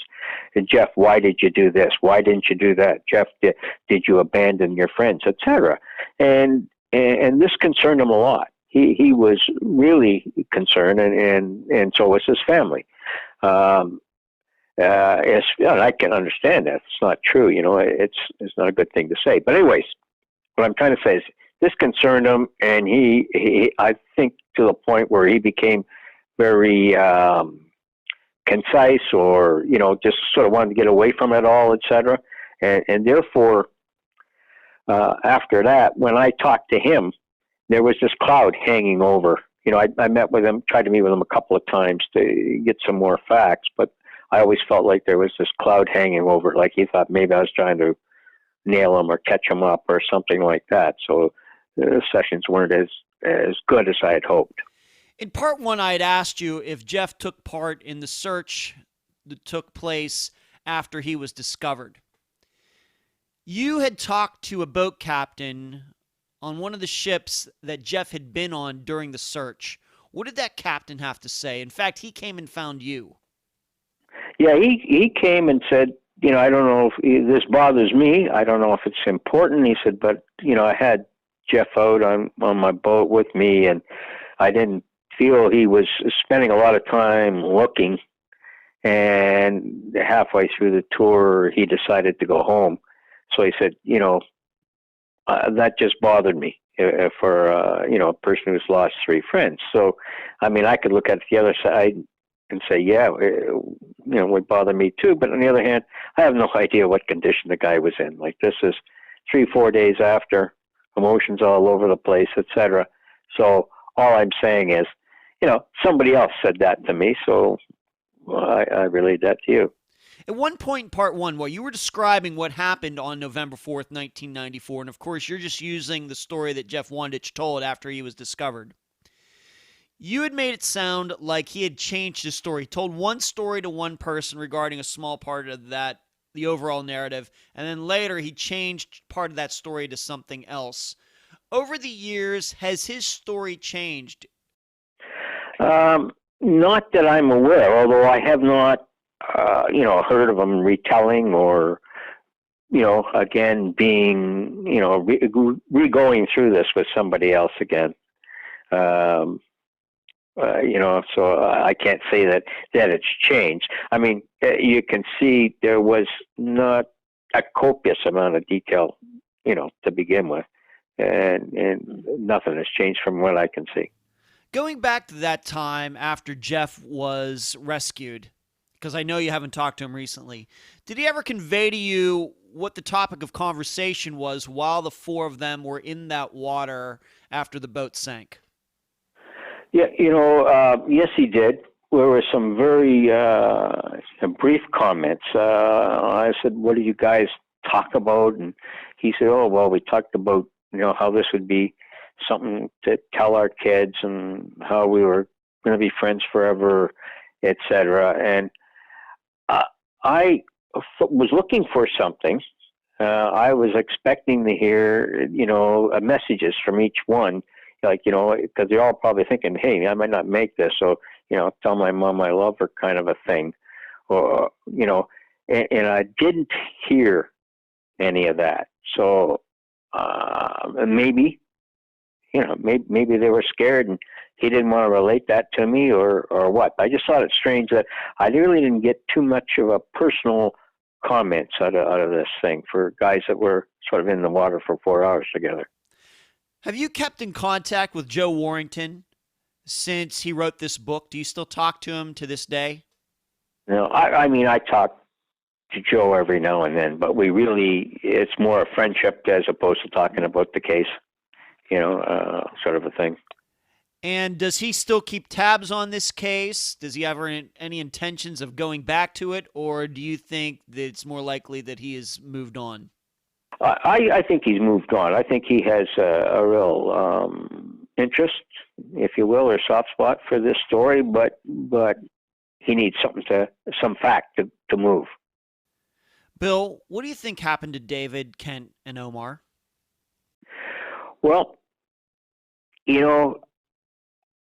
it's tough to point it down, and I certainly don't want to bias your audience. I just keep coming back to saying these guys disappeared. It seems very, very strange. How could they disappear? Okay, there's something that we don't know, and I'd like to get a clue, one direction or another. So we would know something. It's useless for me to speculate because I don't have facts to say, yes, I think this happened or that happened. Then let me put it this way. Given the story that Jeff Wandich told you back in 1994, you fully expected for your son David, for Kent and Omar to be found alive. Absolutely. Given the circumstances and the inputs I was getting from various people, it was certainly very positive for the first little while. How has this affected you and your family? Well, it's had a very profound effect. We're a close-knit family. Dave was a key member. His brothers looked up to him. My wife, she loves all her kids, but she loved Dave as well. And it's been an adjustment. I mean, it never leaves you. I mean, you have to go on, and we're very fortunate that we've had good friends and relatives to support us, and we have to move on for the sake of others. But yeah, it's a life-changing event. I wouldn't wish it on my worst enemy. And how many other children do you have, Bill? I have two other boys, Matthew and Danny. And was David the oldest? David was the oldest, yes. And how do you think this has affected your two other sons? Well, I guess that would be up to them to say, but I know Danny has always been a sort of a man of a few words, but I think he leaned on Dave quite a bit, and I know for about a year after Dave was missing, Danny was just sort of off in another world. He left home for a while, etc. And the good news is now he's married, has children, doing very well, working for TD Ameritrade. And Matt was really a buddy of Dave's, and much so that Dave would take him out to his university for a weekend with him, when Matt was still in high school. And he lost a good friend. He lost a real good friend, an advisor. So yeah, we've all sort of, it's in another way, it's brought us all closer together, I guess.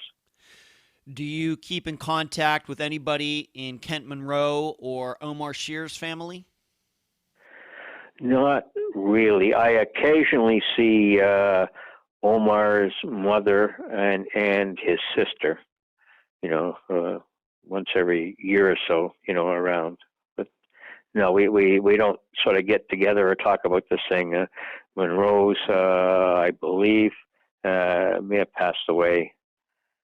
So, yeah. So you are the one who is the advocate, not just for your son, but for Kent and Omar as well. In a sense, you're representing all of the families, I guess. I'm only representing them in a sense of, they're part of this story. They who knows what they want to do, whether they want to make a comment or not, or give it up. I just know it's always with me. Obviously, there's the book Vanished in the Gulf by Joe Warrington, which can be found on Amazon.com. But where can people find you online? Your website, your email, any other information you want to give out? Yeah, the website is www.vanish.org. which has got a lot of articles and stuff on there. And if anyone wanted to contact me, they can just Google me. Don't go to the address that's in the website. It's not working. But they can. I'm wmadott@hotmail.com, so I'm pretty easy to get a hold of. What I'm hoping, Bill, is that there are experienced boaters and scuba divers in this audience that can contact you and offer their opinion about this disappearance. As everybody knows, I live right on the Gulf. I know about a lot of disappearances that have happened in these waters. This is a unique one, very unique. And I'm hoping there are people with experience that can offer some new insight into it. Okay, well, thank you. Bill, thank you for being on Unfound, and I hope we can keep in touch with each other. Okay, I look forward to that, Ed. Thank you. And that was my interview with Bill Madott. Like all of my guests, I've gotten to know Bill Madott really well. And I will tell you that I talked to him on the phone more than any other guest before the guest appeared on this program. I think that I talked to Bill 7 or 8 times before we did these interviews. What I find interesting about Bill is that he is not angry. You've heard people come onto this program and they are angry, and I want you to know they have every right to be. I'm not criticizing that. The people who have appeared on Unfound who are angry at suspects, angry at the police, angry at other officials, angry at other family members, they have every right to be that way, and I understand all of it. I would not call Bill Madott an angry man. He's obviously very emotional. I think he's just frustrated. I think he's perplexed. I think he's puzzled. But Bill does have his suspicions. You heard the interview. There's no denying it. And I don't think it's comfortable for him to question Jeff Wandich's story, but Bill can't deny what he believes to be true. I think he wants to believe the official story that Jeff has told all these years, but Bill can't because he sees too many holes in it. And so now it's my job to show you the holes in Jeff Wandich's story. Yes, you heard some of them in the interview, but those only scratched the surface. We're going to go much deeper in a few moments. But for the record, you should know I am not an expert on boating or scuba diving. All I know is what I've read in the last few months and what other people who know a lot about the Gulf and boating and scuba diving, what they have told me. I'm using that information, along with what I think I know about disappearances in general, to tear apart Jeff Wandich's tale about what happened on November 4th, 1994. It'll be up to you, the jury, to determine whether I successfully did that or not.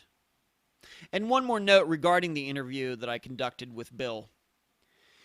We mentioned an investigation that took part out in the Gulf where a writer came down and tried to recreate the circumstances of the sinking of the Sea Esta. He determined that the back of the boat was overloaded. I'm going to get into that also in a few minutes.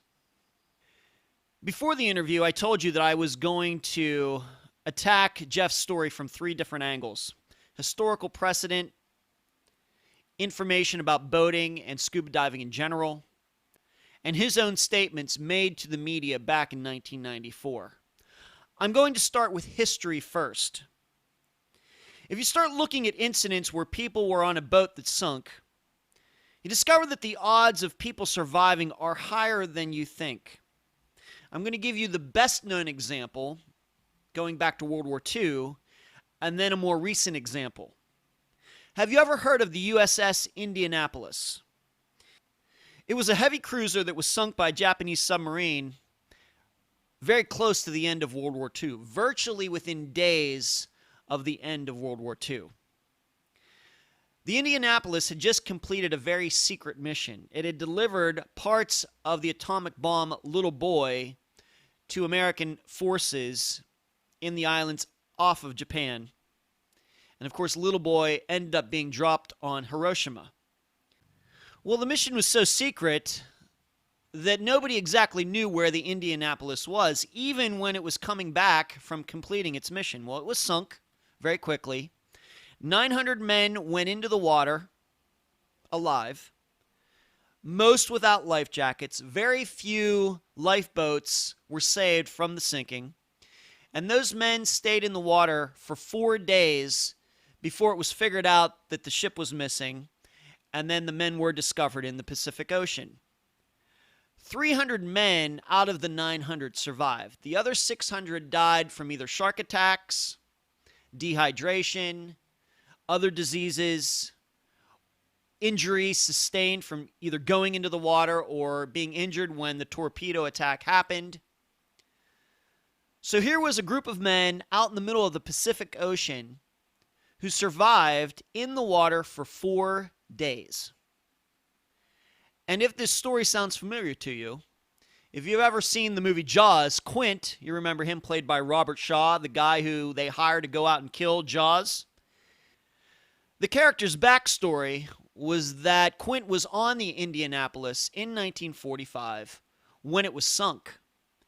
And that's what began Quint's fascination with sharks, because so many of his friends had been killed by them when they went into the water after the Indianapolis sank.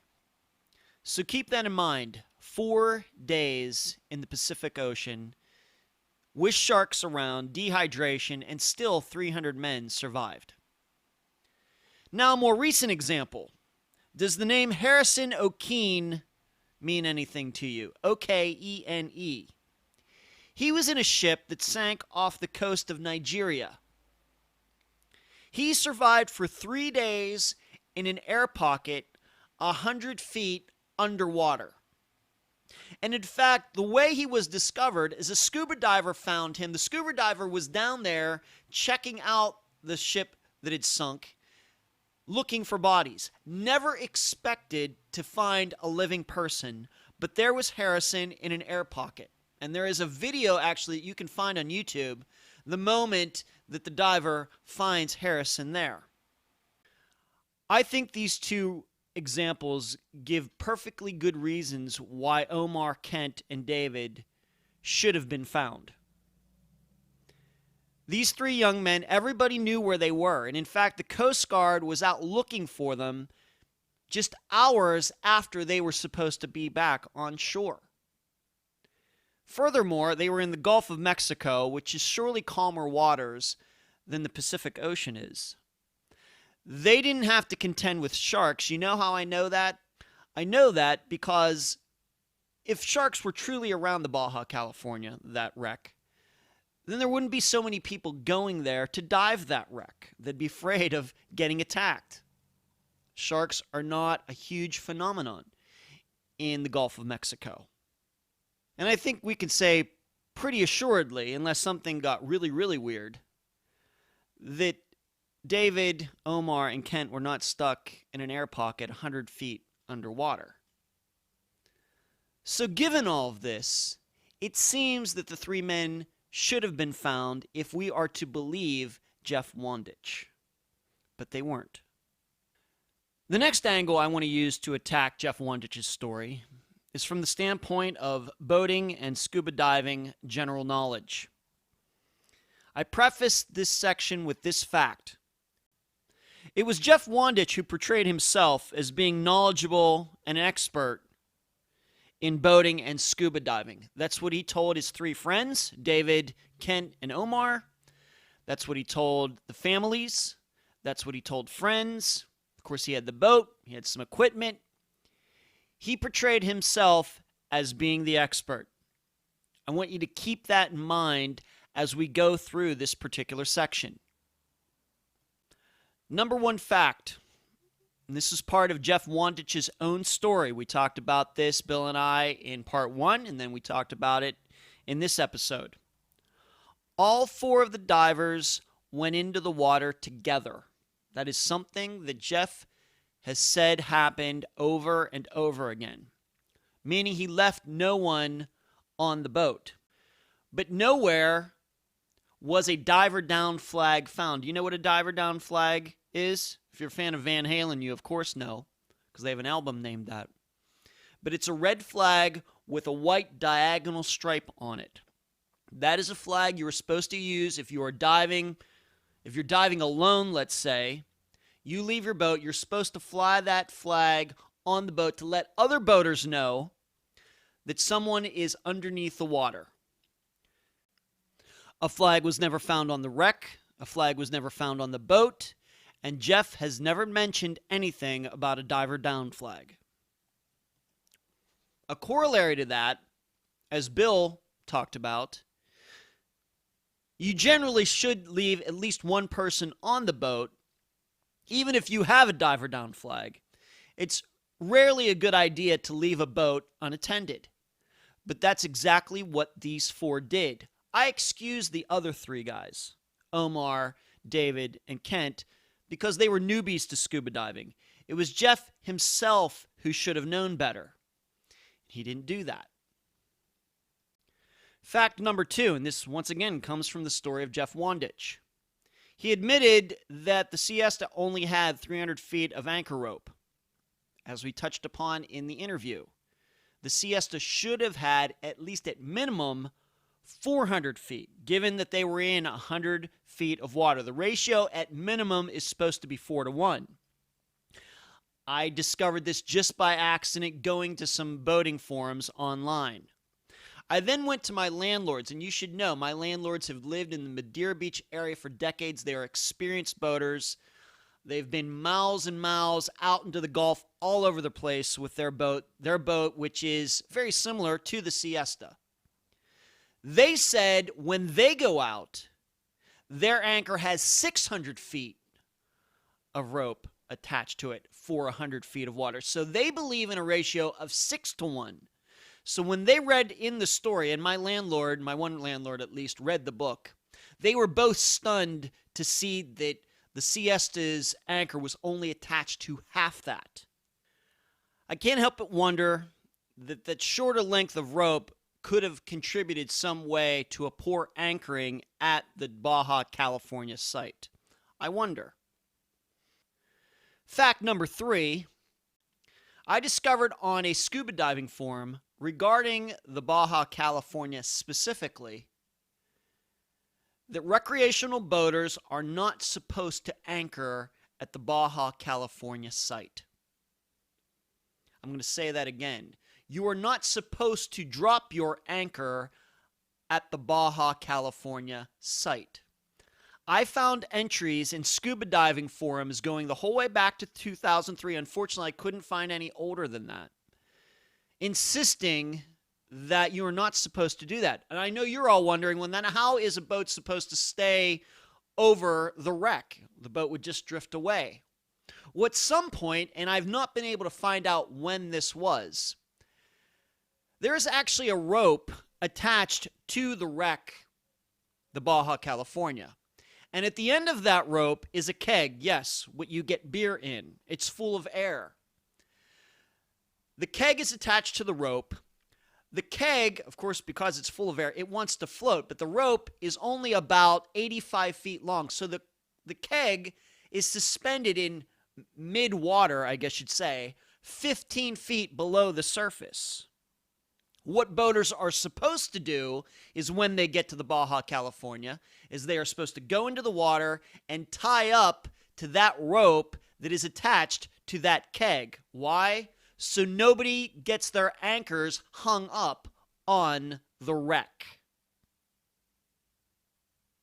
I've not been able to find out when this started to happen, who came up with this idea. I think it's a brilliant idea. I don't know if it was pre-94. I don't know if it was post-94.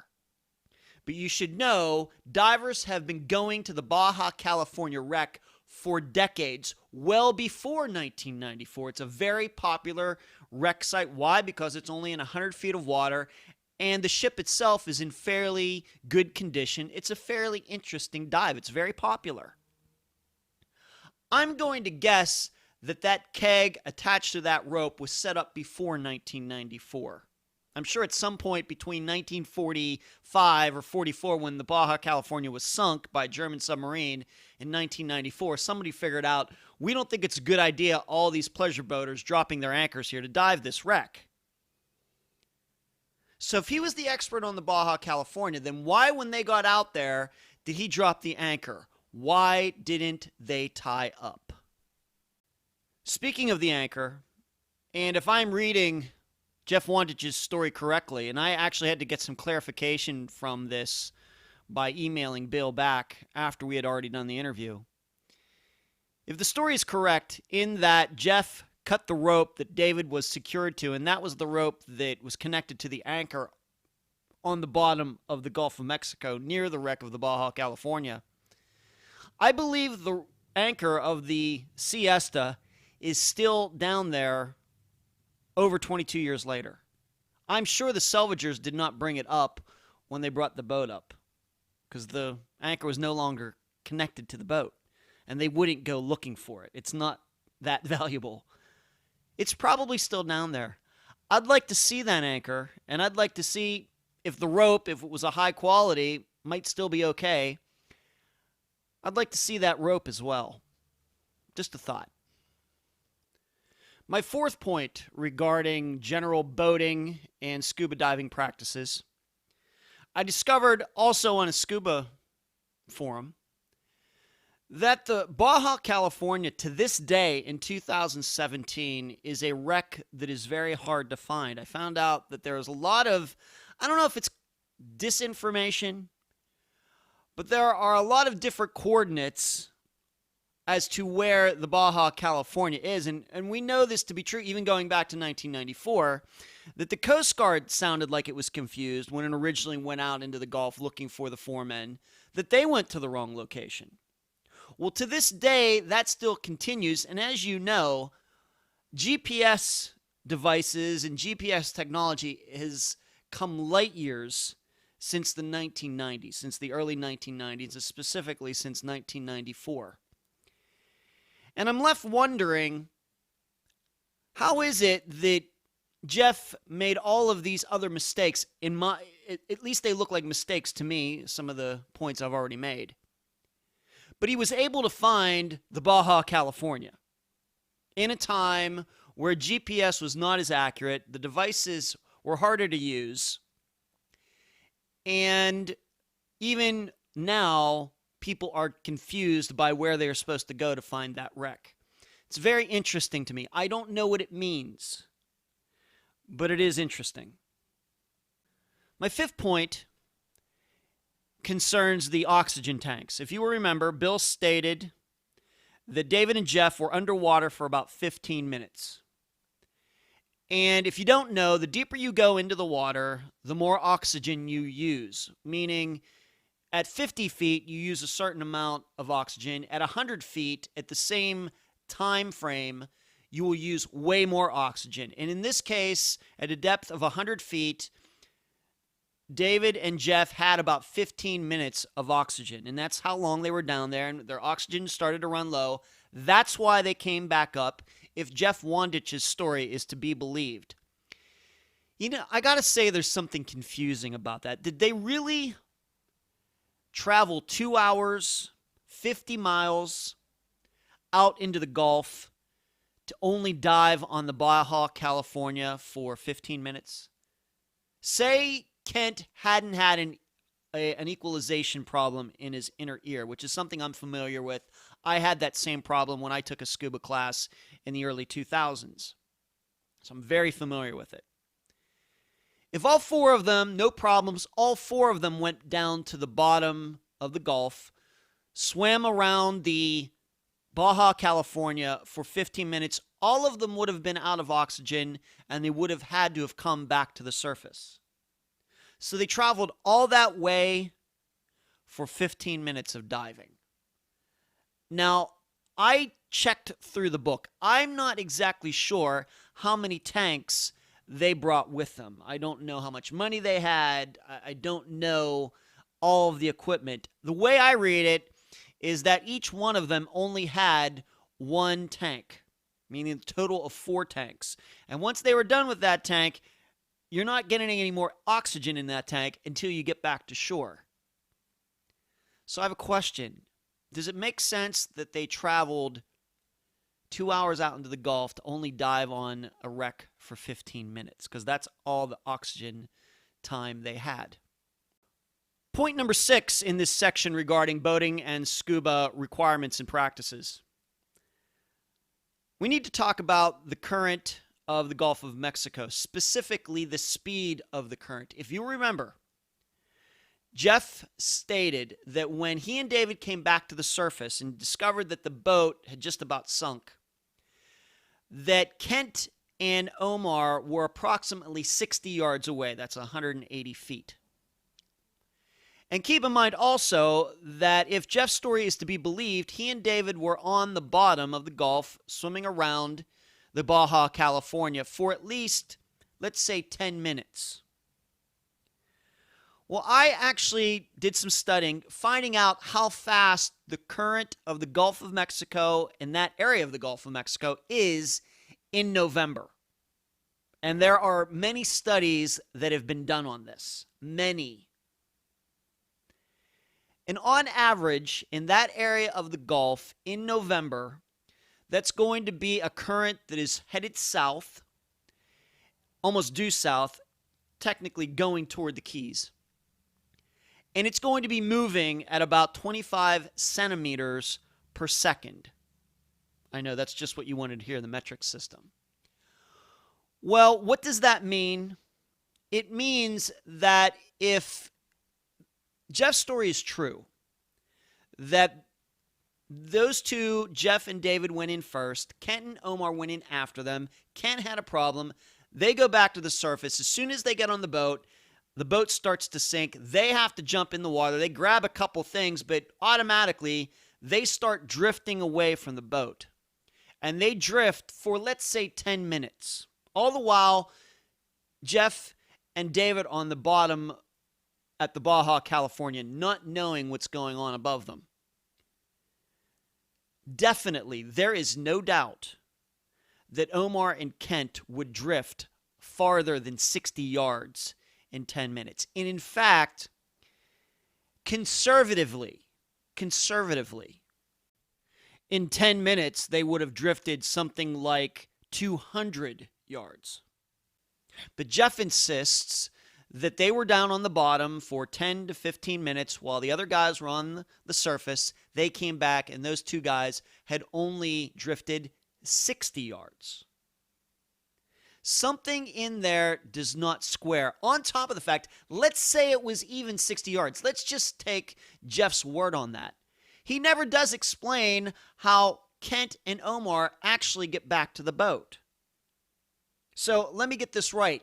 They drift away, and then suddenly they start swimming back when Jeff and David come back to the surface? Why didn't they just hang on to the boat or try to swim back to the boat once they knew the boat was like bobbing there? Why didn't they swim back even before Jeff and David came back to the surface? Jeff doesn't explain that. Point number 7, and this is kind of a quick one. What was discovered once the Sea Esta was brought back to the surface and taken to shore is that the battery was shut off on the Sea Esta. Nobody knows how that happened. It very well could be that the salvagers taking the boat off the bottom might have flipped the switch. Whether on purpose, by accident, we don't know. But it is a curious fact. It's never been explained. And certainly, you could see how a boat might sink if the battery was shut off for some reason and water started to come into the boat and the pumps couldn't work to pump the water back out because, why? There's no electricity. A curious fact, given that the boat sank. Would it have sunk had the battery been turned on? No.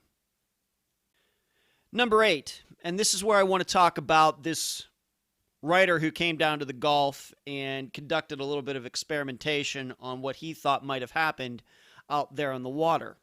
I made a note of that after the interview with Bill, and I told you I was going to bring it up.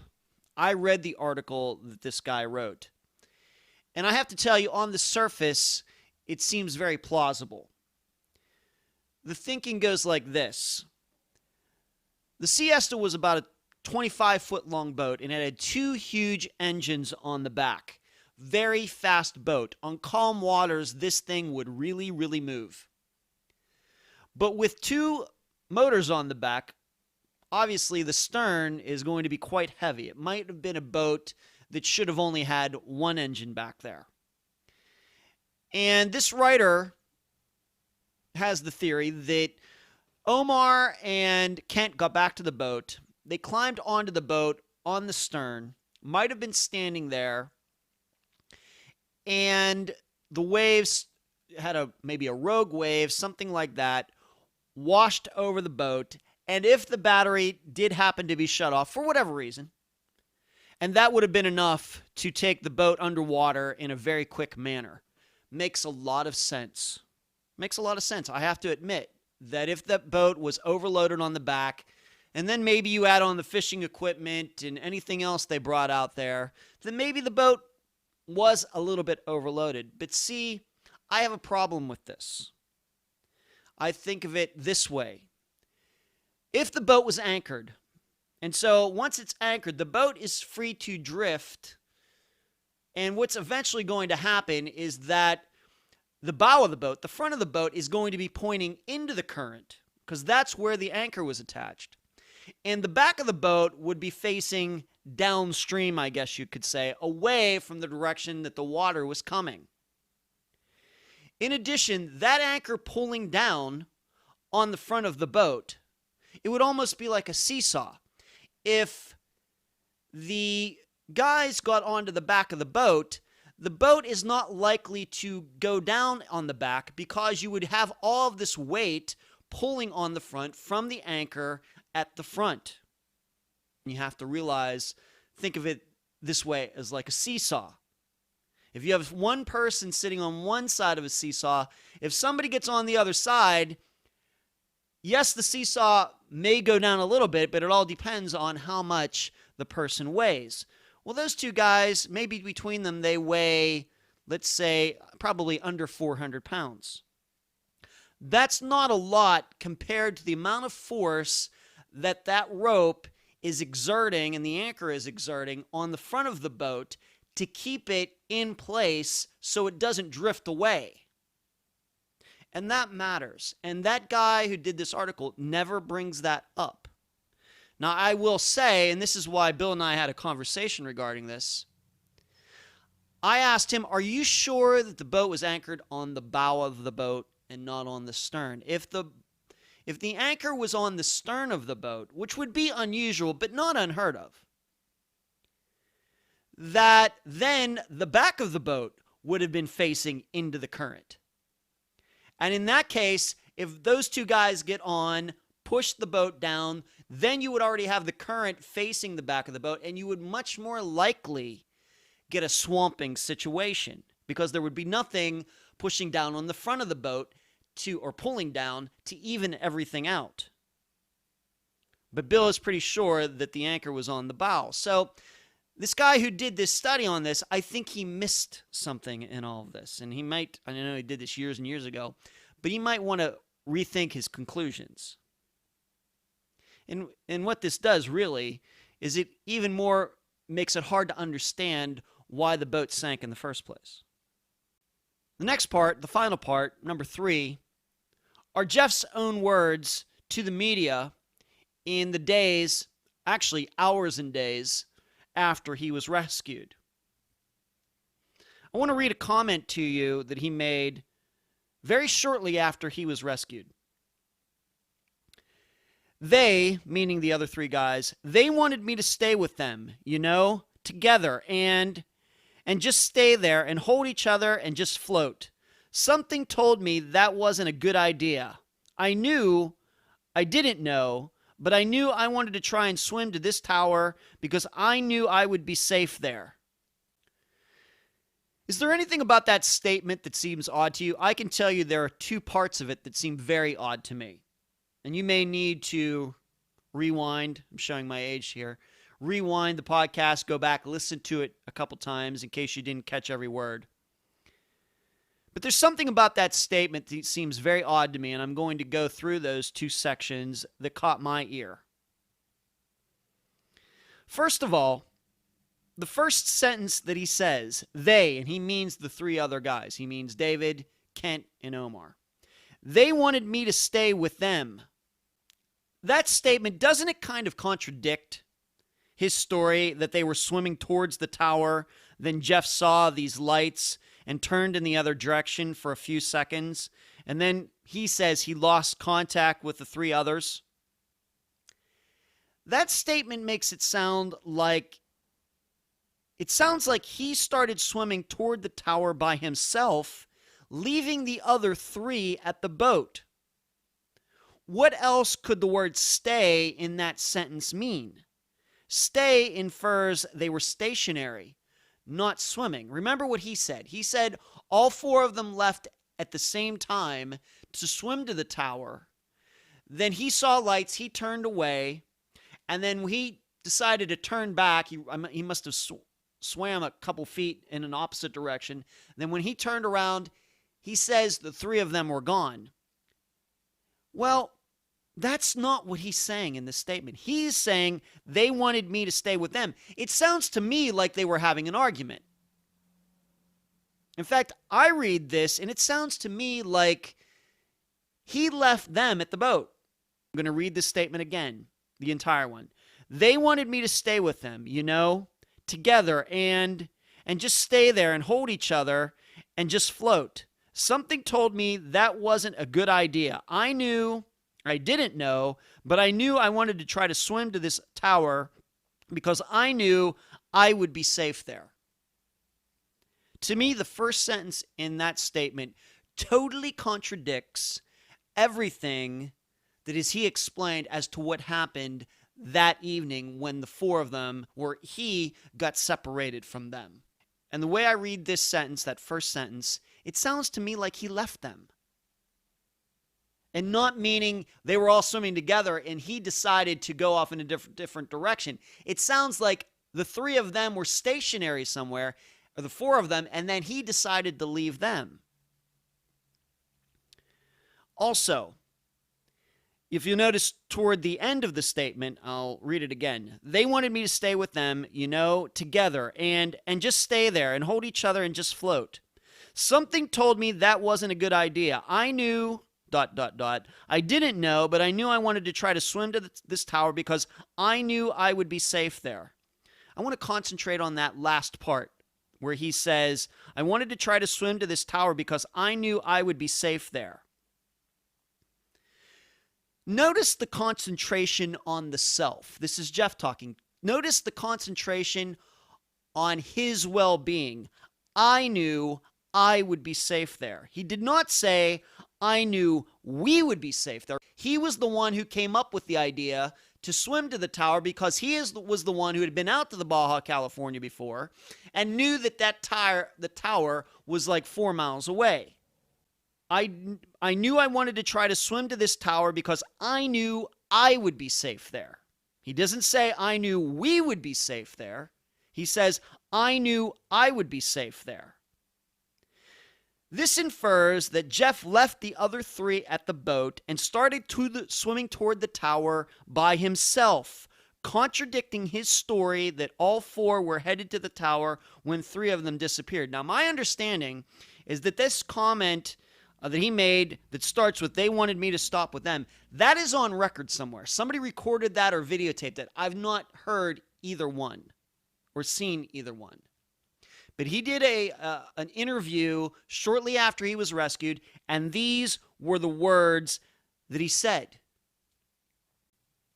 Do these words sound like somebody who was swimming with three other people and got separated from them? It doesn't. It sounds to me like a person who willingly left those other three and swam to the tower by himself.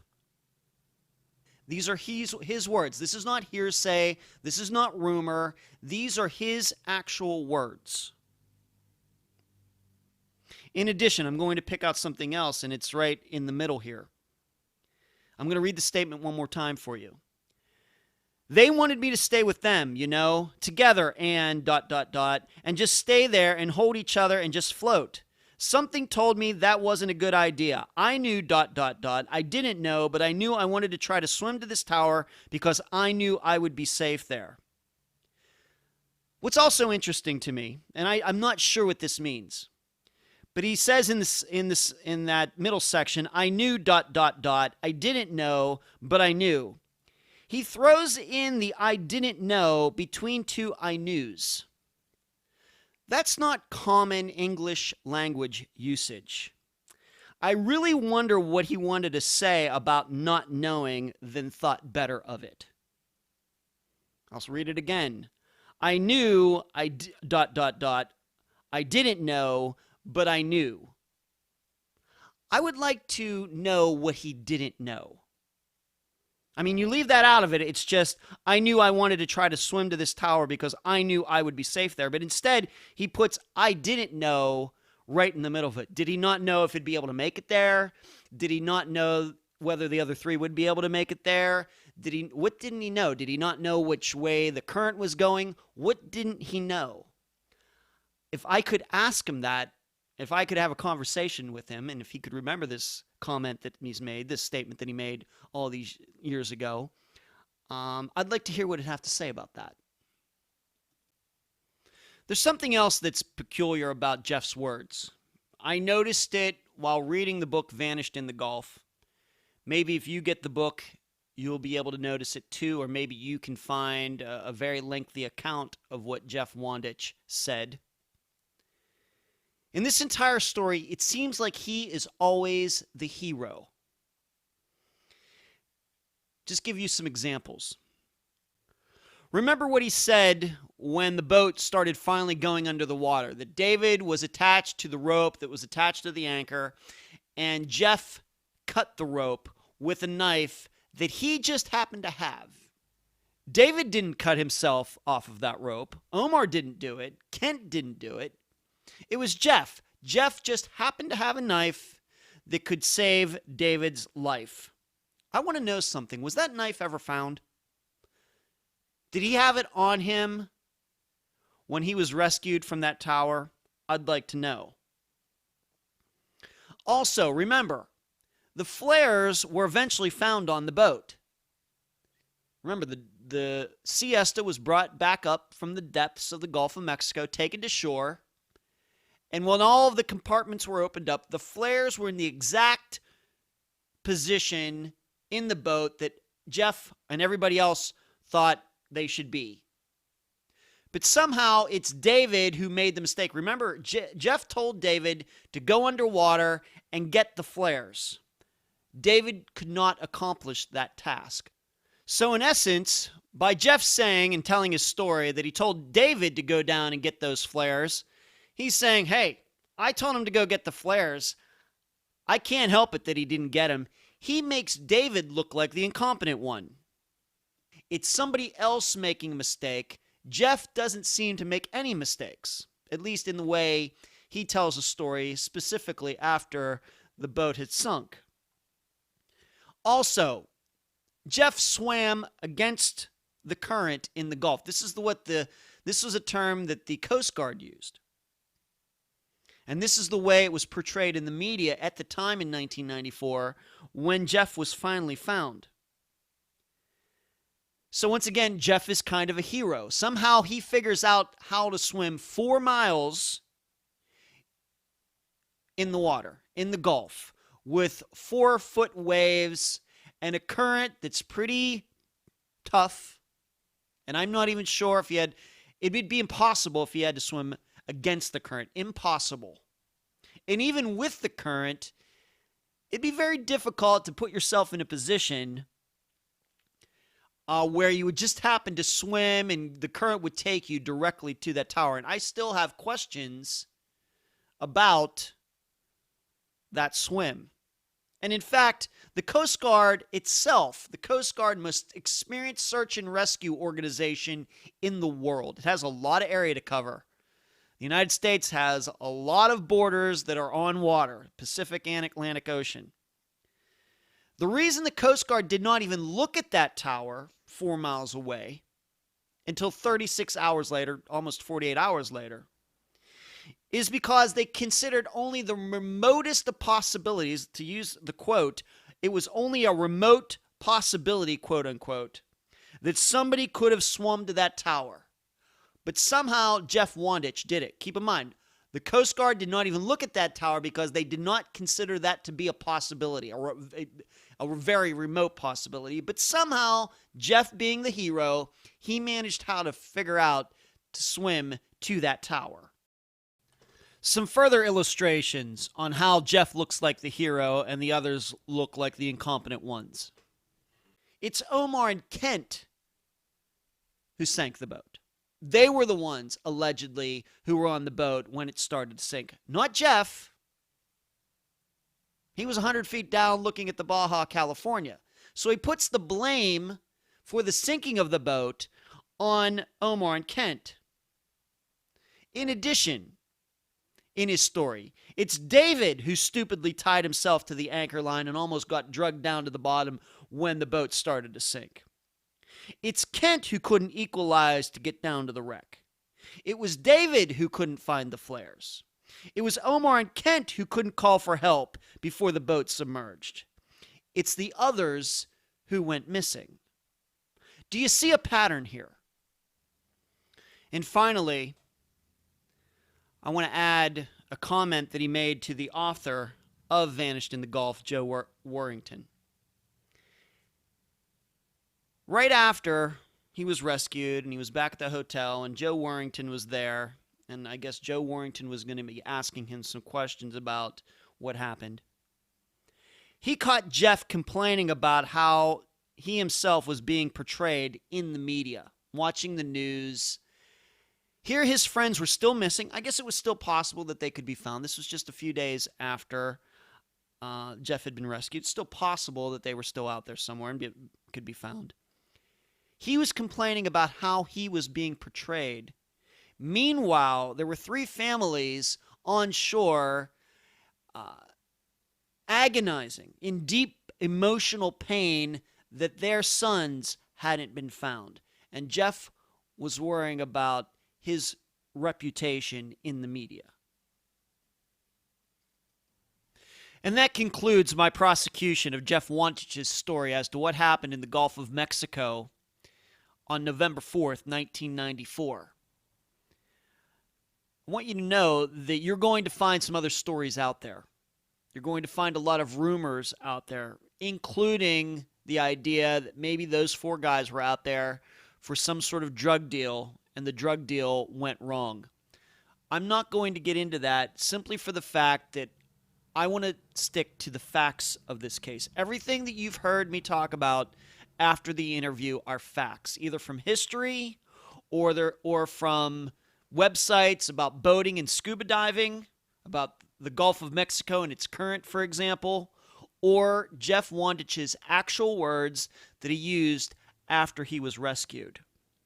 I'm not going to get into wild conspiracy theories about drug dealers or something like that, or the guys got picked up by some passing drug trafficker in a boat that was full of cocaine, and because of that, those 3 guys were killed, and Jeff was allowed to survive. I'm not getting into that. Getting into those theories helps no one. It doesn't help the Coast Guard. It doesn't help the families. And frankly, it doesn't help Jeff Wandich either. Let's just stick to the facts that we can prove, that we can show either through words or history or just our general study of boating and scuba diving to come to our own conclusions. And I hope you do that in this case. So, you the listeners, you're the jury. What do you think happened? You listened to part 1. You listened to this part 2. In a few days, I'm going to be conducting a Twitter poll to see what you think. And of course, we'll be talking about this at the Unfound podcast discussion group as well. I'll be interested to see what all of you listeners have to say. And I thank you for listening. I'll leave the rest of the theorizing up to you. And that's the program. If you found it informative, please go to the app that you use to listen to Unfound and give this podcast a nice review. I thank you for listening. I'm Ed Densel, and you've been listening to Unfound.